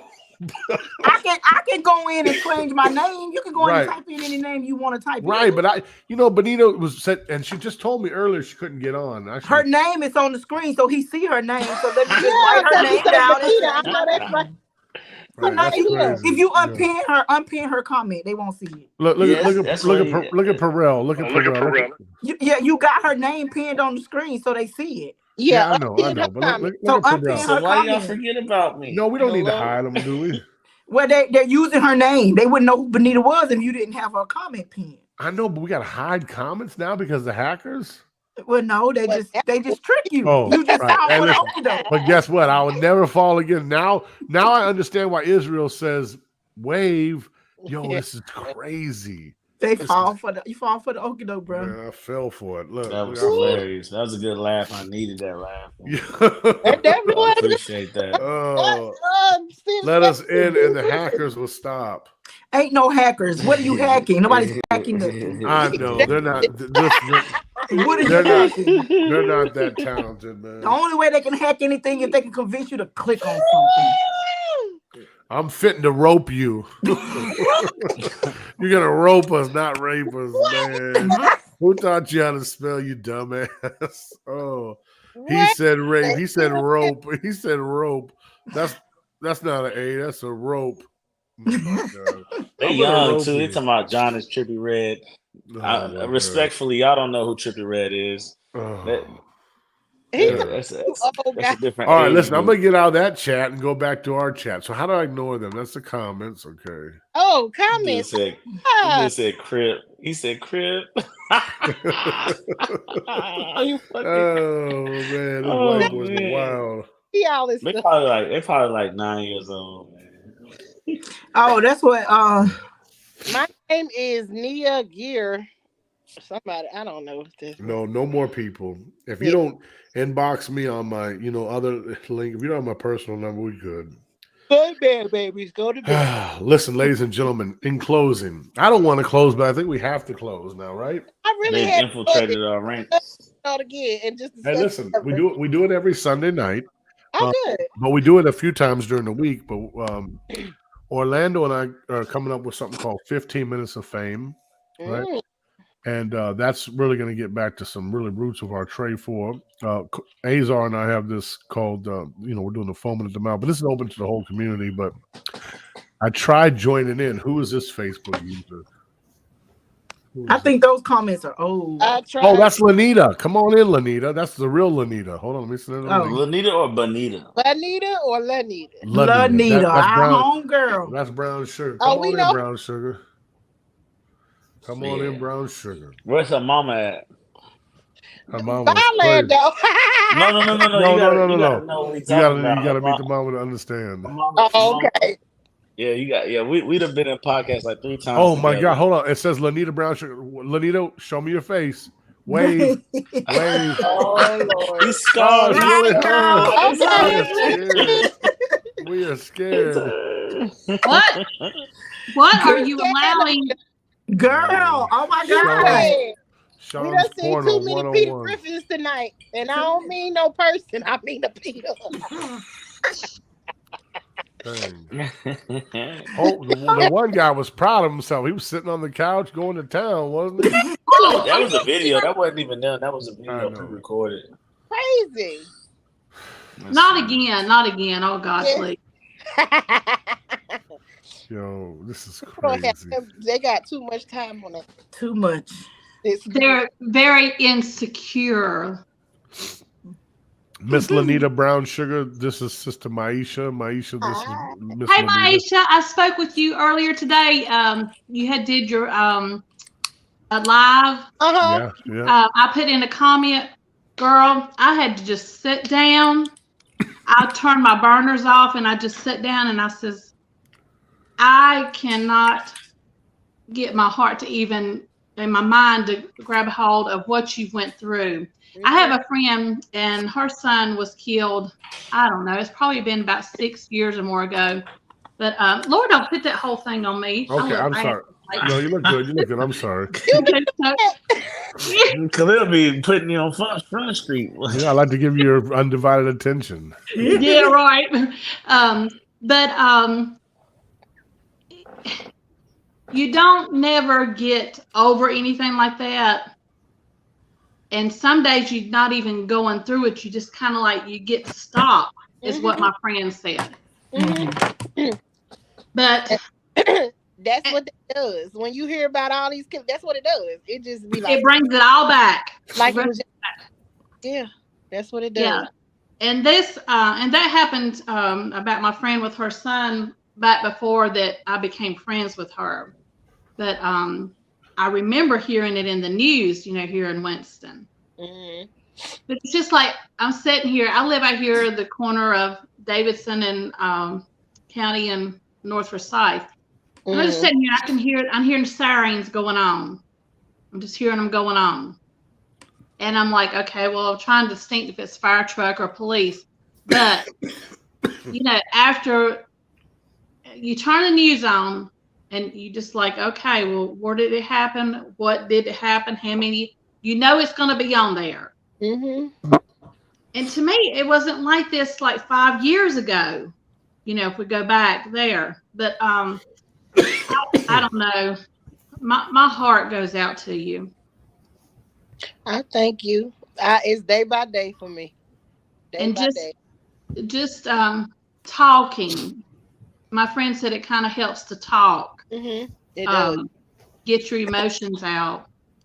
But yeah, this was my cooking day, so I gave my heart to you today. I just turned my burners off, so I'm gonna just put it on hold.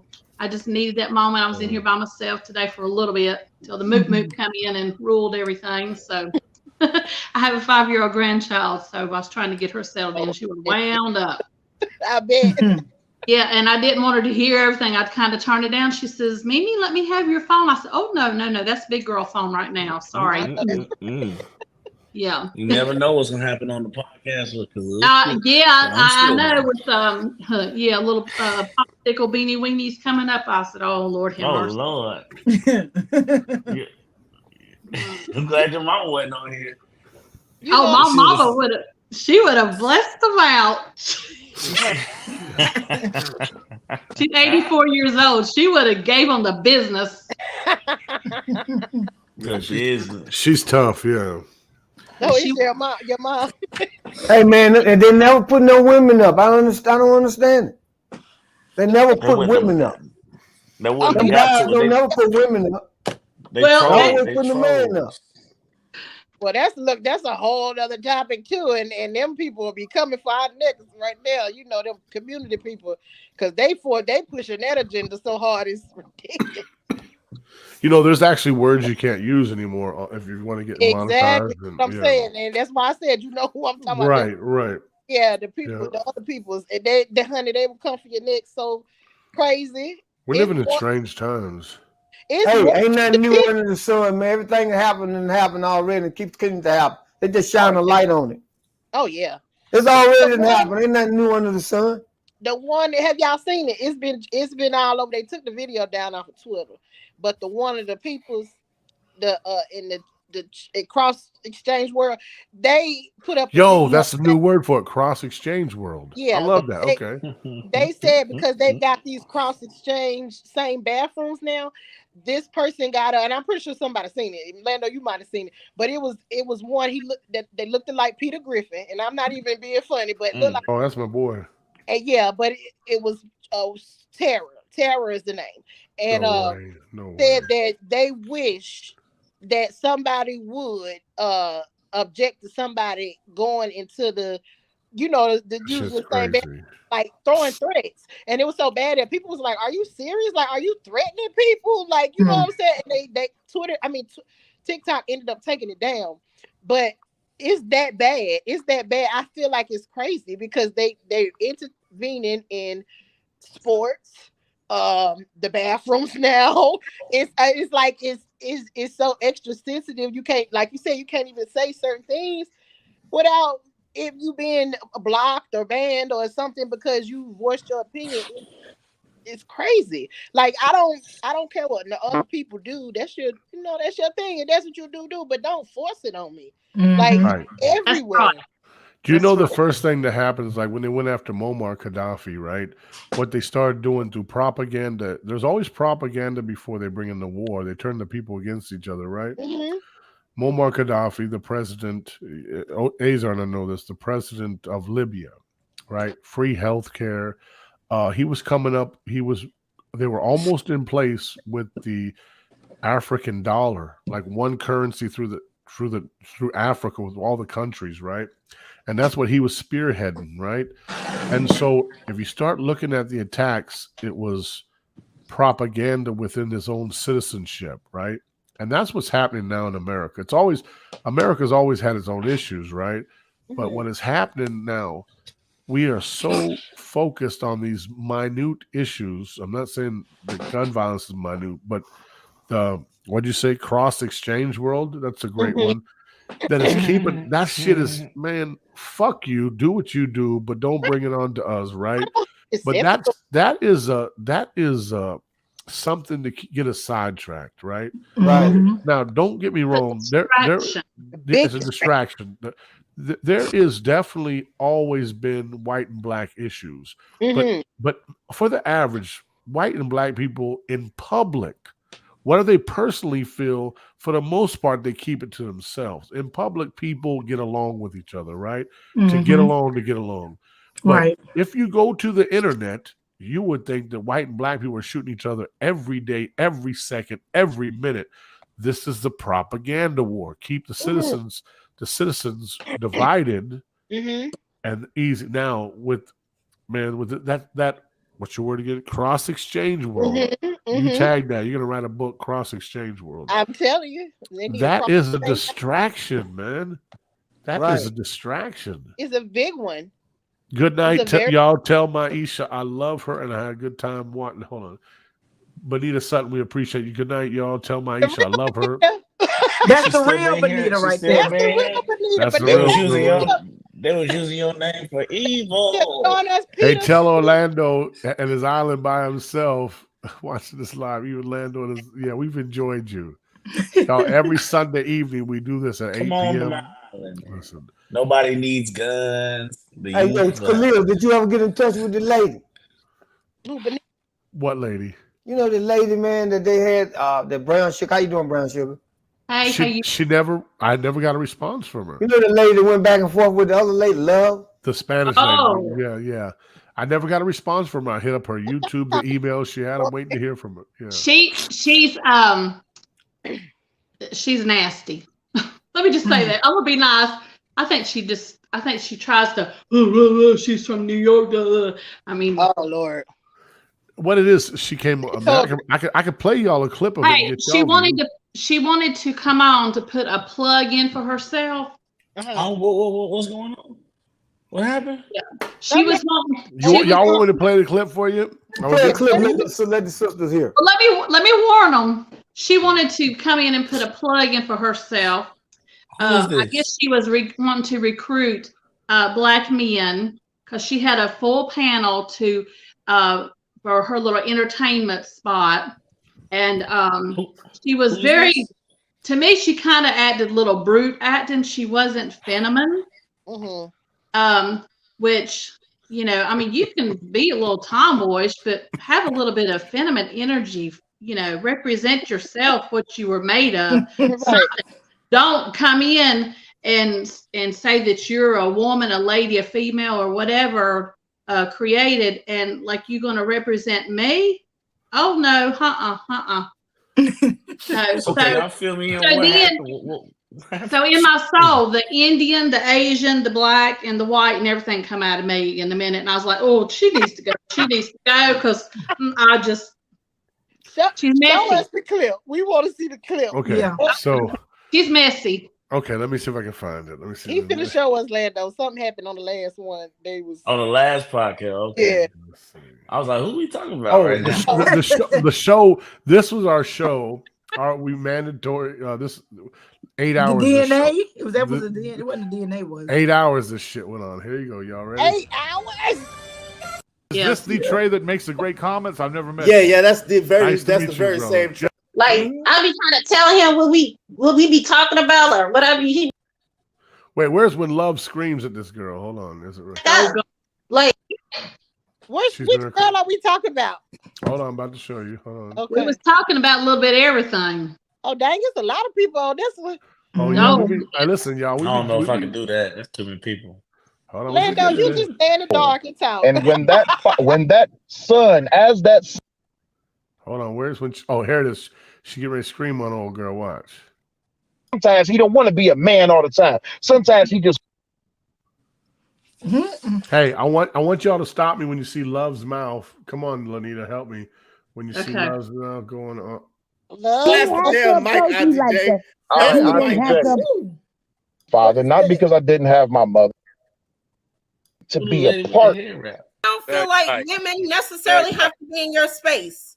But this is my thing. I just want you to be full and filled with something positive, right? Not the negative talk about women. And Lanita, was it before that or after that? Yeah, she told me let him talk. I think Some of it's this. after. This is what's called breaking bread. This is where men build.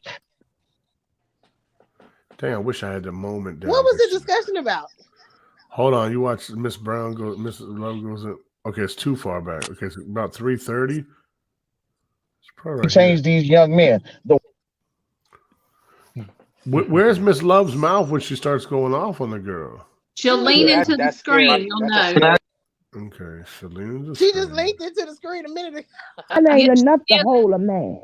This lady ain't gonna be down here. Hold on, this lady won't be here. Yeah, because who is this lady with this hair wrap? Oh yeah, that's Auntie J. Winston Salem, meet sound like- Raleigh. Yeah, Because I want to make sure I get everything that you got. She's dope. All right, it's coming on. Let's see. Just let it play. And my drill sergeant, he came over to me. Okay, He there was, you go. I ain't gonna say my last name. I'm gonna just say Will. Will. I said, yes, drill sergeant. And he seen I had a tear in my eye. He was like, what's wrong? I said, permission to speak freely. He was like, speak freely. I said, all right. No one came. I don't know who was talking, but it needs to be muted. Oh, it's when she's in the car. Yeah, I'm gonna mute y'all real quick. Is she in the Yeah. car? Yeah, I'm gonna mute y'all. But So is it the lady at the bottom? during my graduation, no one came to my graduation. I stood there all alone. I gotta go a little forward. Hold on. Be Magic and Music Yeah, Need to Sean. take anything It's when she's in her car, right there. When she's in her car. to be a part of It's that after he build that speaks. we're putting together. And ladies, let me just tell you something right now. I respectfully ask that when men come together to build, please just give us our space. Let us do our thing. Y'all, that's the brother Cellulite podcast. He is the dope. He's dope. I don't think Build what? I mean, y'all building. What you mean build what? Oh my I goodness. mean, Gina. y'all There you building. go. That's good. But I don't think a woman This is gonna what we ever talking be in an about. environment where men are building. Yo, pump your brakes. You don't listen. Well, I'm in my car. I can't hear. Be quiet. You don't listen. Hey, Yeah, anybody just got $20? Like, just come on Be now. Reggie. Hit the cash out. Hit the cash out. Shit, I can't hear. You be quiet. No, shut up. Shut the hell up. Shut up. Already. This is Listen to crazy. what I This is said. crazy. I told you. Hell up. You told did you not my give phone. anybody a chance to fucking speak. Shut up and listen. I You haven't don't even listen. You do not listen. listen. No, shut up. You haven't even been on here. You done left, went and picked up your son and came back still fucking talking. Bitch, I'm in my motherfucking car, ho. Don't worry about me. If you were at your car, I don't give a fuck if you were in the grocery store. Come on, She got all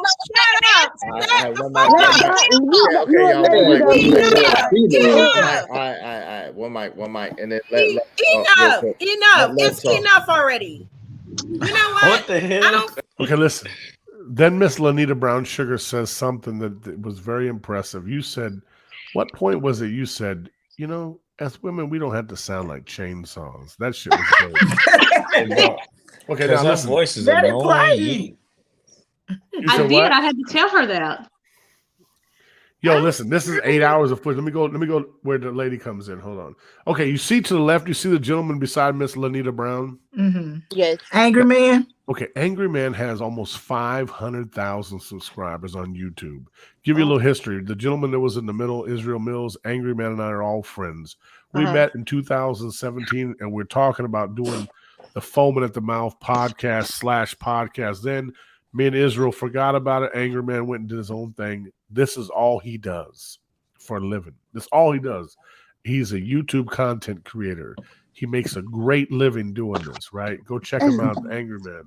Now, let's get back into this lady. Where's she at? What? See, look, we're 6 hours in now. Look at me. I'm falling asleep. Look at me. Look at the black gentleman with the t-shirt to the right. He's already knocked out. Look at the three old men on the far right. You see this? Israel, my buddy with the smile, he's knocked out. Dude, this guy right down here. Look, the old black man right here, the light-skinned brother, he's knocked out. The guy right here, he's knocked out. Look, we're all sleeping. Watch. Because you can't call me broke. You can't call me ugly. And you can't say I'm unsuccessful. So you got to try to come up with something. Okay?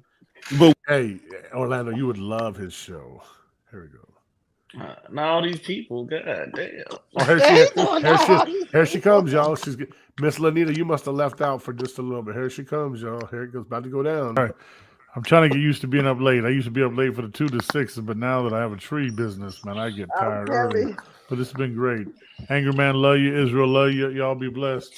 Brown Sugar, I'll hit you. Love you too, brother. Appreciate you, man. Sign me out. I enjoyed the conversation. Enjoyed your people coming through. Salute to you. Salute to everybody over at Foaming at the Mouth podcast. Yo, y'all subscribe to his channel. If you're in the back, stay in the back. He's about to drop off. So yeah, and let me say something to Desto real quick, right? Like, let me say something to Desto. I don't have the chat up. I don't never have the chat up because I'm still working through that, right? But I don't got no problems with Desto, right? He just get on my nerves because he tries to be on both. Further. Let me go a little further. Oh, here she comes. Oh, that's I'm trying to get used to being up late. I used to be up late for the 2 to 6. That's what. Here she comes. Here she comes. She comes in talking to hungry men, saying she's got a plate of food. Okay, y'all ready? Let me say something to Desto. Damn it. 609. Okay. Let me say something to Desto. I don't.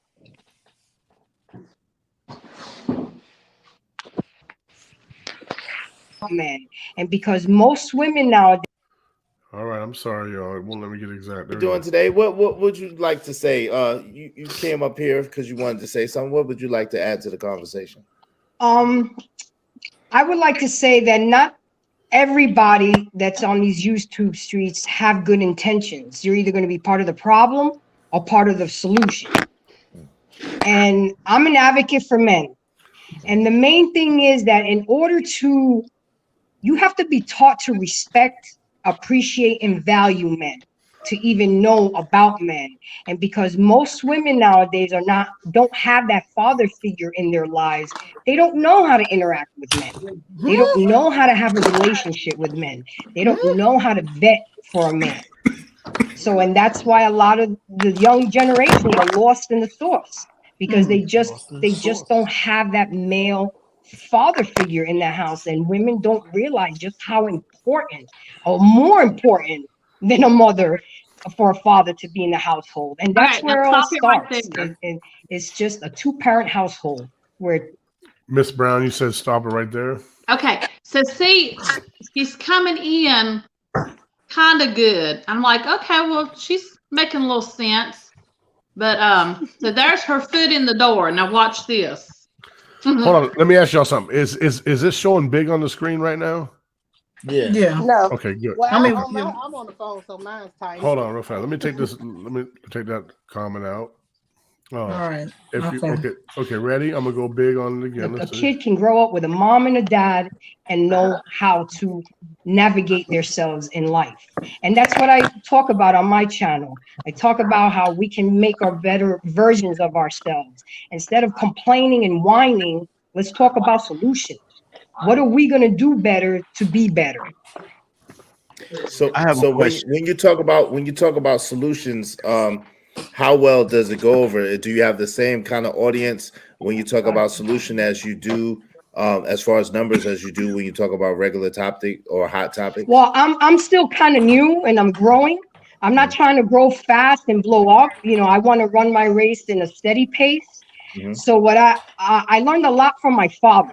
You know, I'm half Sicilian, half Dominican. I had that strong male influence in my life. I had uncles, I had cousins. I mean, I was always around that male figure.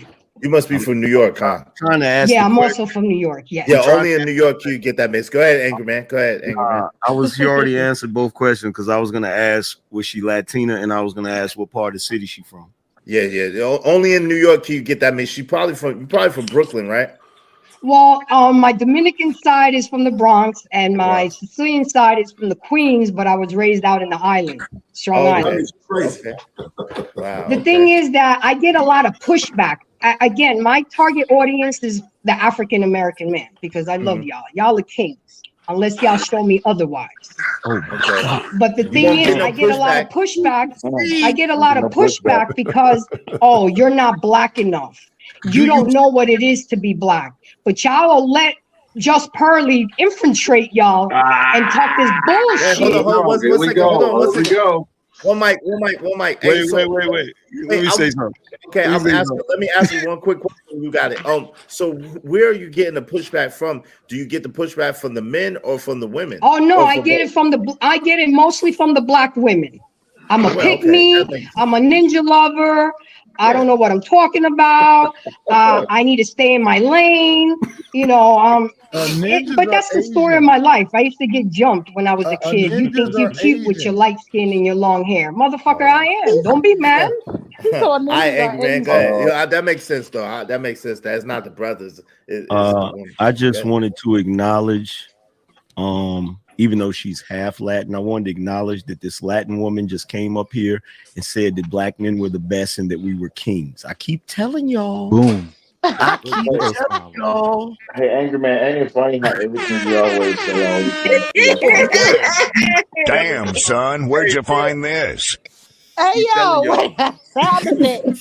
Like tonight, my show was about sexless marriage and how detrimental it is to a man's mental health and physical health.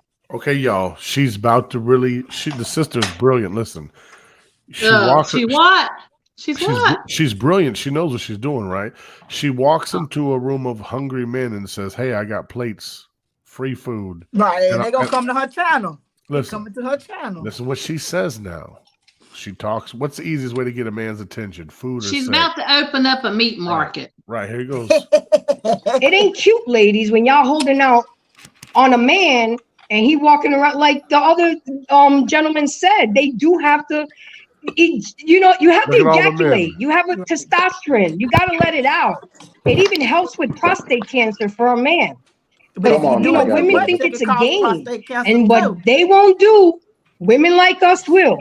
And there's 20 of us in your DMs waiting and willing to do whatever she won't do, and that's what they don't understand. Tell them again, so the people in the back. Wait, we're gonna make you large real quick, so the people in the back can hear. Go ahead, tell them what it is. Tell them what it is. Stop cutting off y'all men, and I don't mean to be so crude and sound so masculine, but stop cutting off your men off a pussy, because if you don't do it, the next woman will, and it's very detrimental to a man's health and physical being. If men are built for that.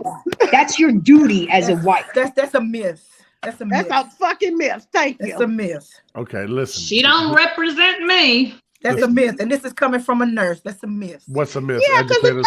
If you do it if you don't get enough, you can have prostate cancer. If you do it too much, you can get prostate cancer. So that's a Even if you myth. give it to them enough, they still gonna go get it somewhere. Right. And so Right, if right, it's too right. much and too less, she just run her mouth. But anyway, carry on. Okay, listen. I think the sister's brilliant, man. She's bringing up talking points that men like to hear. It's your obligation. It's in the Bible if we want to get deep into it. But you know, I got a question. Hold on, before you go, hold up, time about Rufus before you go. Hey, Izzy, remember earlier when I was saying how all of us men telepathically connect when we hear the right shit, right? And all of us just we just all light up like, hey, yo.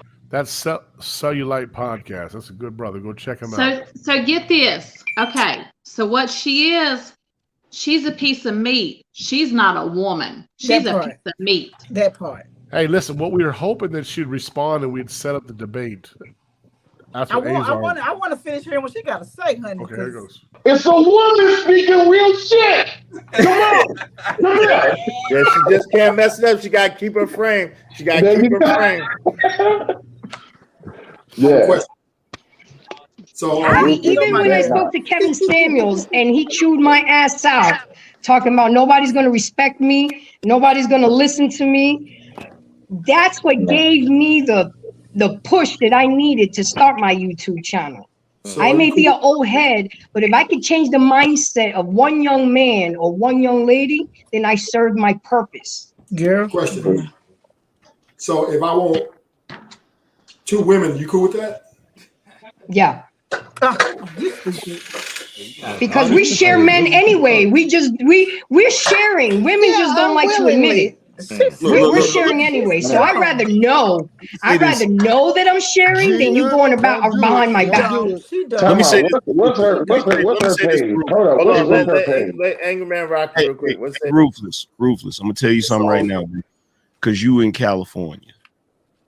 Have you ever dated Latinas? Of course. I got my daughter's Spanish and black.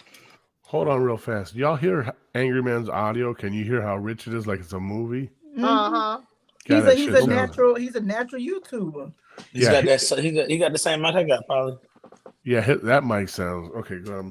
You should know. You should know, bro. I keep I already know. You should know. What's your channel? What's your channel? Yeah, you can promote your channel. Me? Yeah, you can promote. Embrace the grace. That's all she wanted. Embrace the grace. I will say this. My current wife is Panamanian. I've been with multiple Latinas. You got to be masculine, man. You got to be like in your masculinity. They really firm on that. You know what I'm saying? You can't be weak around them type of women. To be honest. Facts. I ain't weak around men. I ain't worried about that. They will treat you so well, but you gotta make sure that they feel it. They feel secure. They feel a certain type of way. You gotta fulfill your job description as a man and allow me to be in my femininity. You do your part and I do my part. You know, you give me the play, coach. I run the play. That's right. That's not an option. Give it a play, coach. Give it a play. Put me in the game, coach.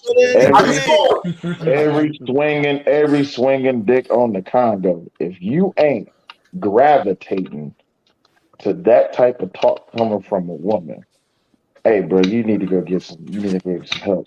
Every dude on the motherfucking planet, if they could just hear that, and not only just hear that, and I said this earlier, and I'm not saying about you, this about you, Embrace the Grace, but it's when you can't just show us the representative and then the real you come out. Gina, don't you start. But when you stand by that and you live by that, yeah. Y'all realize what just happened? He was talking. He said, "Gina, don't you start." From Aisha, Nurse Catrice, and King Lando. Look up here on the right, the girl holding the blankie. Mm-hmm. Uh-huh. Man, she was going in all night. That's why he said, "Gina, don't you start," because she was interrupting people. Her damn voice is fucking annoying. That's Gina, the girl that was in the car.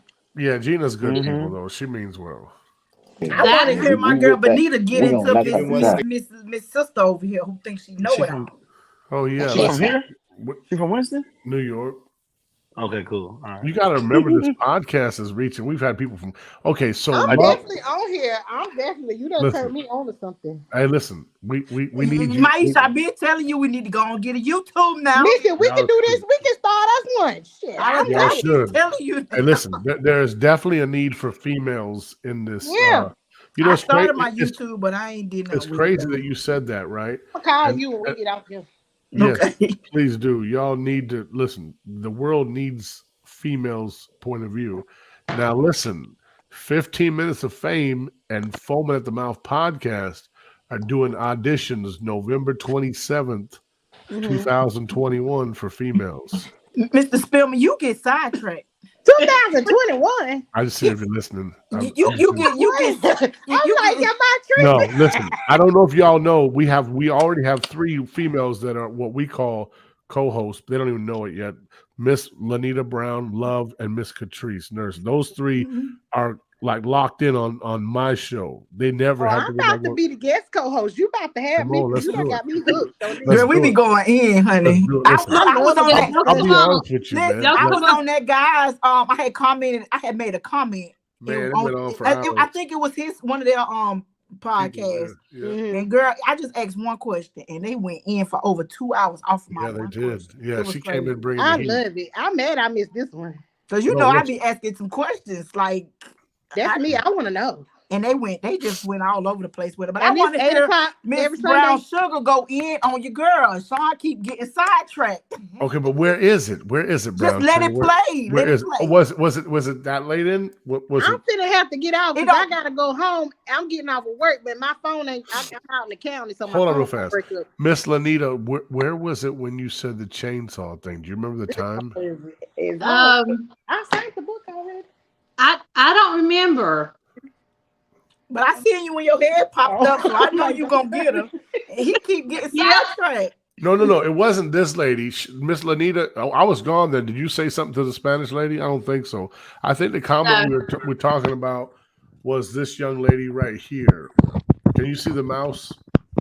I think it was before New York came on Right. Oh, that I said to Gina, and I told us to Gina, I said, you know, a man, we can be heard much more when we're more silent, and our body language speaks louder than our mouths. Because if our mouths run too much, it ends up being like a chainsaw. And what I was trying to tell her was her voice, bless her heart, she's young, she's about 40 something. And I was trying to talk to her as an older sister. And I was like, a guy doesn't want to listen to the chainsaw, you know. They just don't.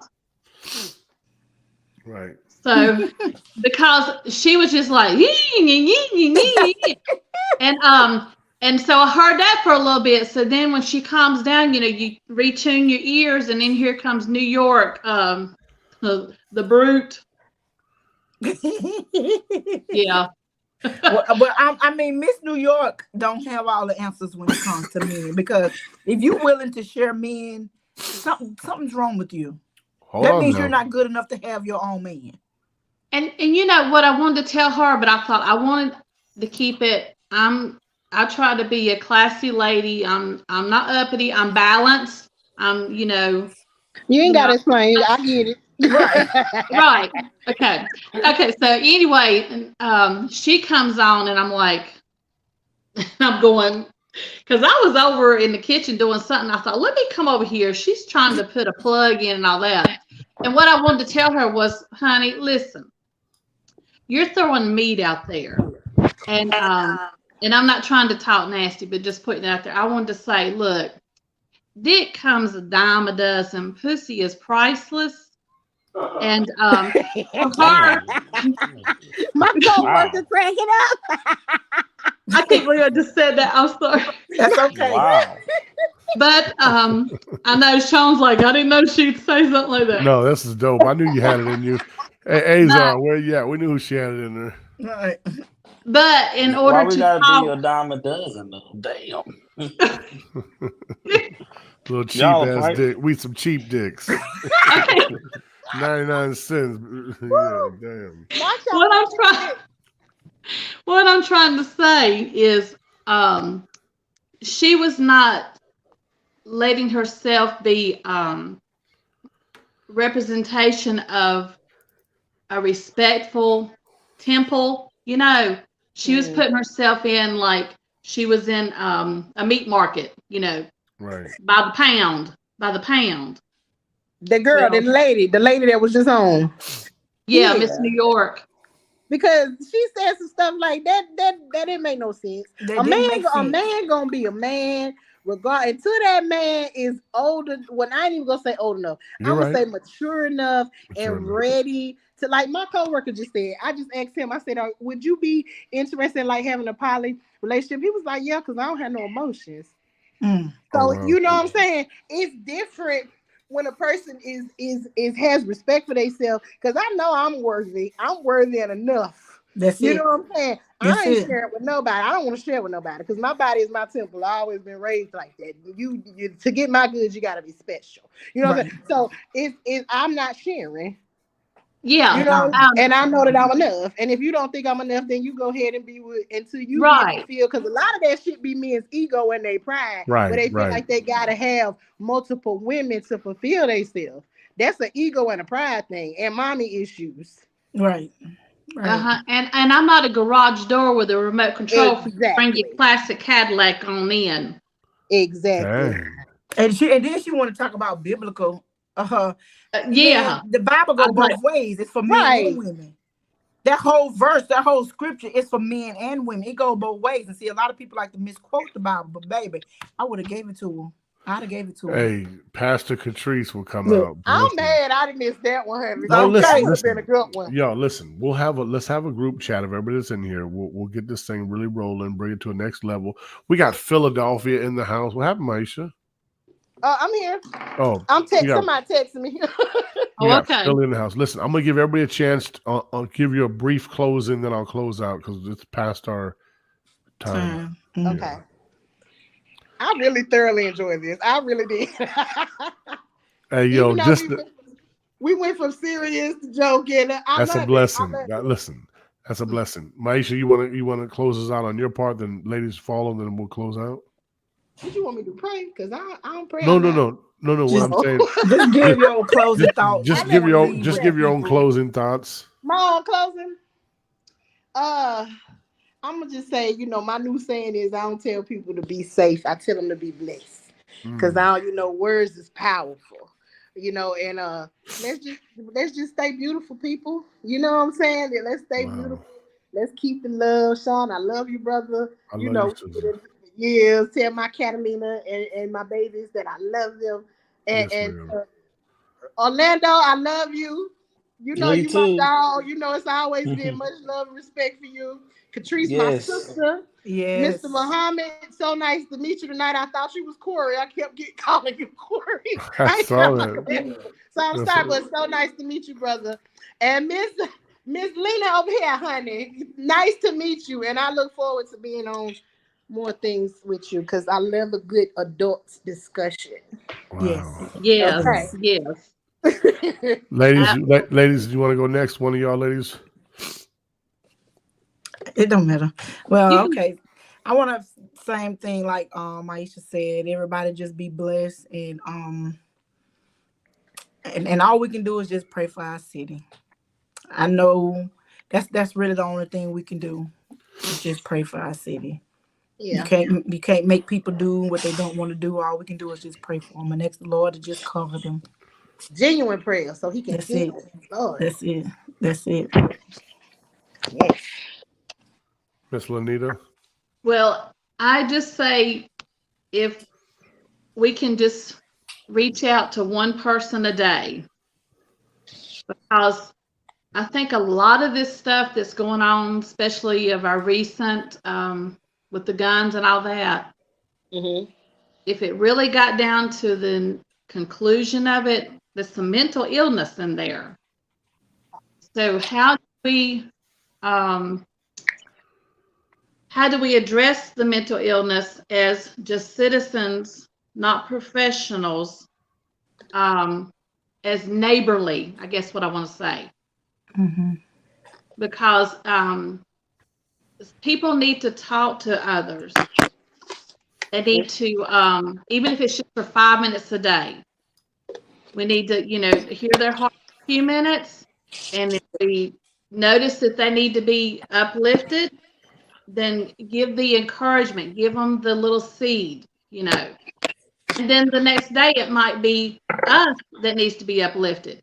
But be willing to receive it, to give it, of just kindness and understanding and patience. I can't even think of the heads of what these young people, they're wanting something quickly. They're wanting something to beef up their what they think is beefing up their self-esteem, which is nothing but breaking it down. Our young people, they working in the school system for about 14 years on the school bus. I was the first to receive of a school system staff, and I was the last of them to receive. The things. Oh my goodness, y'all. We think we hear it and it goes on in the classroom, but when you see them getting on and off from where they're at, just a couple minutes, you can tell what they're having to go home to. Embrace them. Embrace our young people. It might be just with words, direction, and it might be just a hug and no words at all, because they don't want to hear a whole lot coming out from us. We have to go little steps at a time, because they're going to push us back because they're going to be defensive until we're able to get into over their wall. They have this wall that they put up. Right. Yeah. Are we going to win this war in our time before we leave this earth? Who knows? Who knows? So. But all we can do is keep trying. Mm-hmm. Thank you. Thank you. Orlando? That's right. We can't throw them away. Like Tanya said before, he felt like he was thrown away. So we can't throw them away. But one adult to one child, and there's enough. There's enough out here to do it. Wow. Thank you. Definitely. Orlando? All right, I don't know what to say. Shout out to y'all. It was a pleasure always getting on. Sorry I be talking so much. No, we love it, man. That's sorry, what we love it. Okay. Put them guns down. let's just give all the guns to me. I won't shoot nobody. And, I'm gonna leave them at home. Well, I don't know. I ain't got much to say, y'all. I appreciate y'all. It was fun. It was funny. It got you, Khalil. It got you, man. He got you, dog. Hey, listen, you're Make amazing. sure you Azar, man. Azar gone, but shout out to Azar. He definitely was chill tonight, man. He was chill. He was chill tonight. Usually Azar turns the heat. Yeah, make sure you get your gas at the Shell station, right, Orlando? Yes, I ain't got to worry about none of that. I'll tell you what. I'm crying. Don't buy shoes from nobody. I get mine at Sam's Club. Oh, no, that's that water gas right there. There you go. Water gas. Yeah. I don't know. Just I don't know if anybody's still watching, but just let's be preventative. Guns are not always the answer. They're I feel not. like everybody's quick to pick it up, but it's not. It's. I mean, I would say more for the defense. Before Mr. Green had left, I wasn't talking about that scenario. In that scenario, the gun was perfect. But I'm saying just going in dangerous situations, feeling more safe with a gun. That's a false sense of security. And most likely, most of the time, having a gun puts people in more position to use it when they don't need to, than if they just didn't have it on them. And if Miss Benita was still on watching me, I would tell her I haven't had any issues in a long time because of how I choose to move. If you move correctly, most of the time you'll be all right. No offense to you, Khalil, but when you know that when we was doing the parties, and right before I left, we shouldn't have been in there. We shouldn't have been in the now to whatever it's called, nitty gritty. We had no business being nitty gritty. We trying to get some money, that's all. But it was a dangerous situation. We probably shouldn't have been in. We put ourselves in a situation. I feel like we should just do better, man. Oh, y'all was at the nitty gritty restaurant? Oh, yes, we No, was. not when it was the club. Oh, yeah, okay. Years ago, yeah, 2012, 2013. I think. I just feel like we all should just do better in how we move. We should all move like celebrities, and be careful in what we do and where we place ourselves, because our life is more important. And a lot of other people that lives in Winston don't have to deal with some of the things that we deal with, because we are purposely going to certain places that we know we probably shouldn't be in. So I just want everybody to move more safer, move more careful, move with good intentions to live. We are. Everybody has value, and I wish people move with value in their life. That's it. That was Be powerful. scary. Thank you, ladies and gentlemen. I don't even know where to do my conclusion, my ending. Do you remember Jerry Springer with all the foolishness that would go on in the show? The last minute, Jerry would give his conclusion. Very powerful, very brilliant man. Let me say the thing that brings the greatest joy. We had Brother Green on here, Azar Muhammad, Lando, Nurse Catrice, Miss Brown Sugar, Maisha. My greatest joy is we had a mother who lost her son, who had a sad, hard day today, that's leaving the show smiling and laughing. And she's about to be one of the podcast queens. You hear me? So look how God works. Sister Maisha, that you can leave feeling good tonight is a testament to the God that we serve, the greater community. My views about guns and gun control is neither here nor there. I can write a book about it that most people be bored about. Let me just say this. Tonight's show was fascinating. You guys are awesome. I can't wait to see y'all Tuesday night. 15 Minutes of Fame. Orlando, is that when we're going on Tuesday? It don't matter. Tuesday I get off at 9 though. Well, we might do late night Tuesday. Azar, are you still there, brother? I think Azar is sleeping. Maisha, did you hear our last thoughts? Make sure you send me the link. Maisha, did you hear our thoughts? You heard? Yeah, okay. I did. It broke up a little bit. Okay, I was just saying that the biggest success for tonight's show was, what just seeing you smile and leaving on a good note was a blessing to me. I'm always smile, even through my pain. I'm always smile. There you go. You about to do big things. Y'all have a blessed evening. Blessed evening. Y'all be blessed. Right, hey, Amen. Good night. Now listen. Love you more.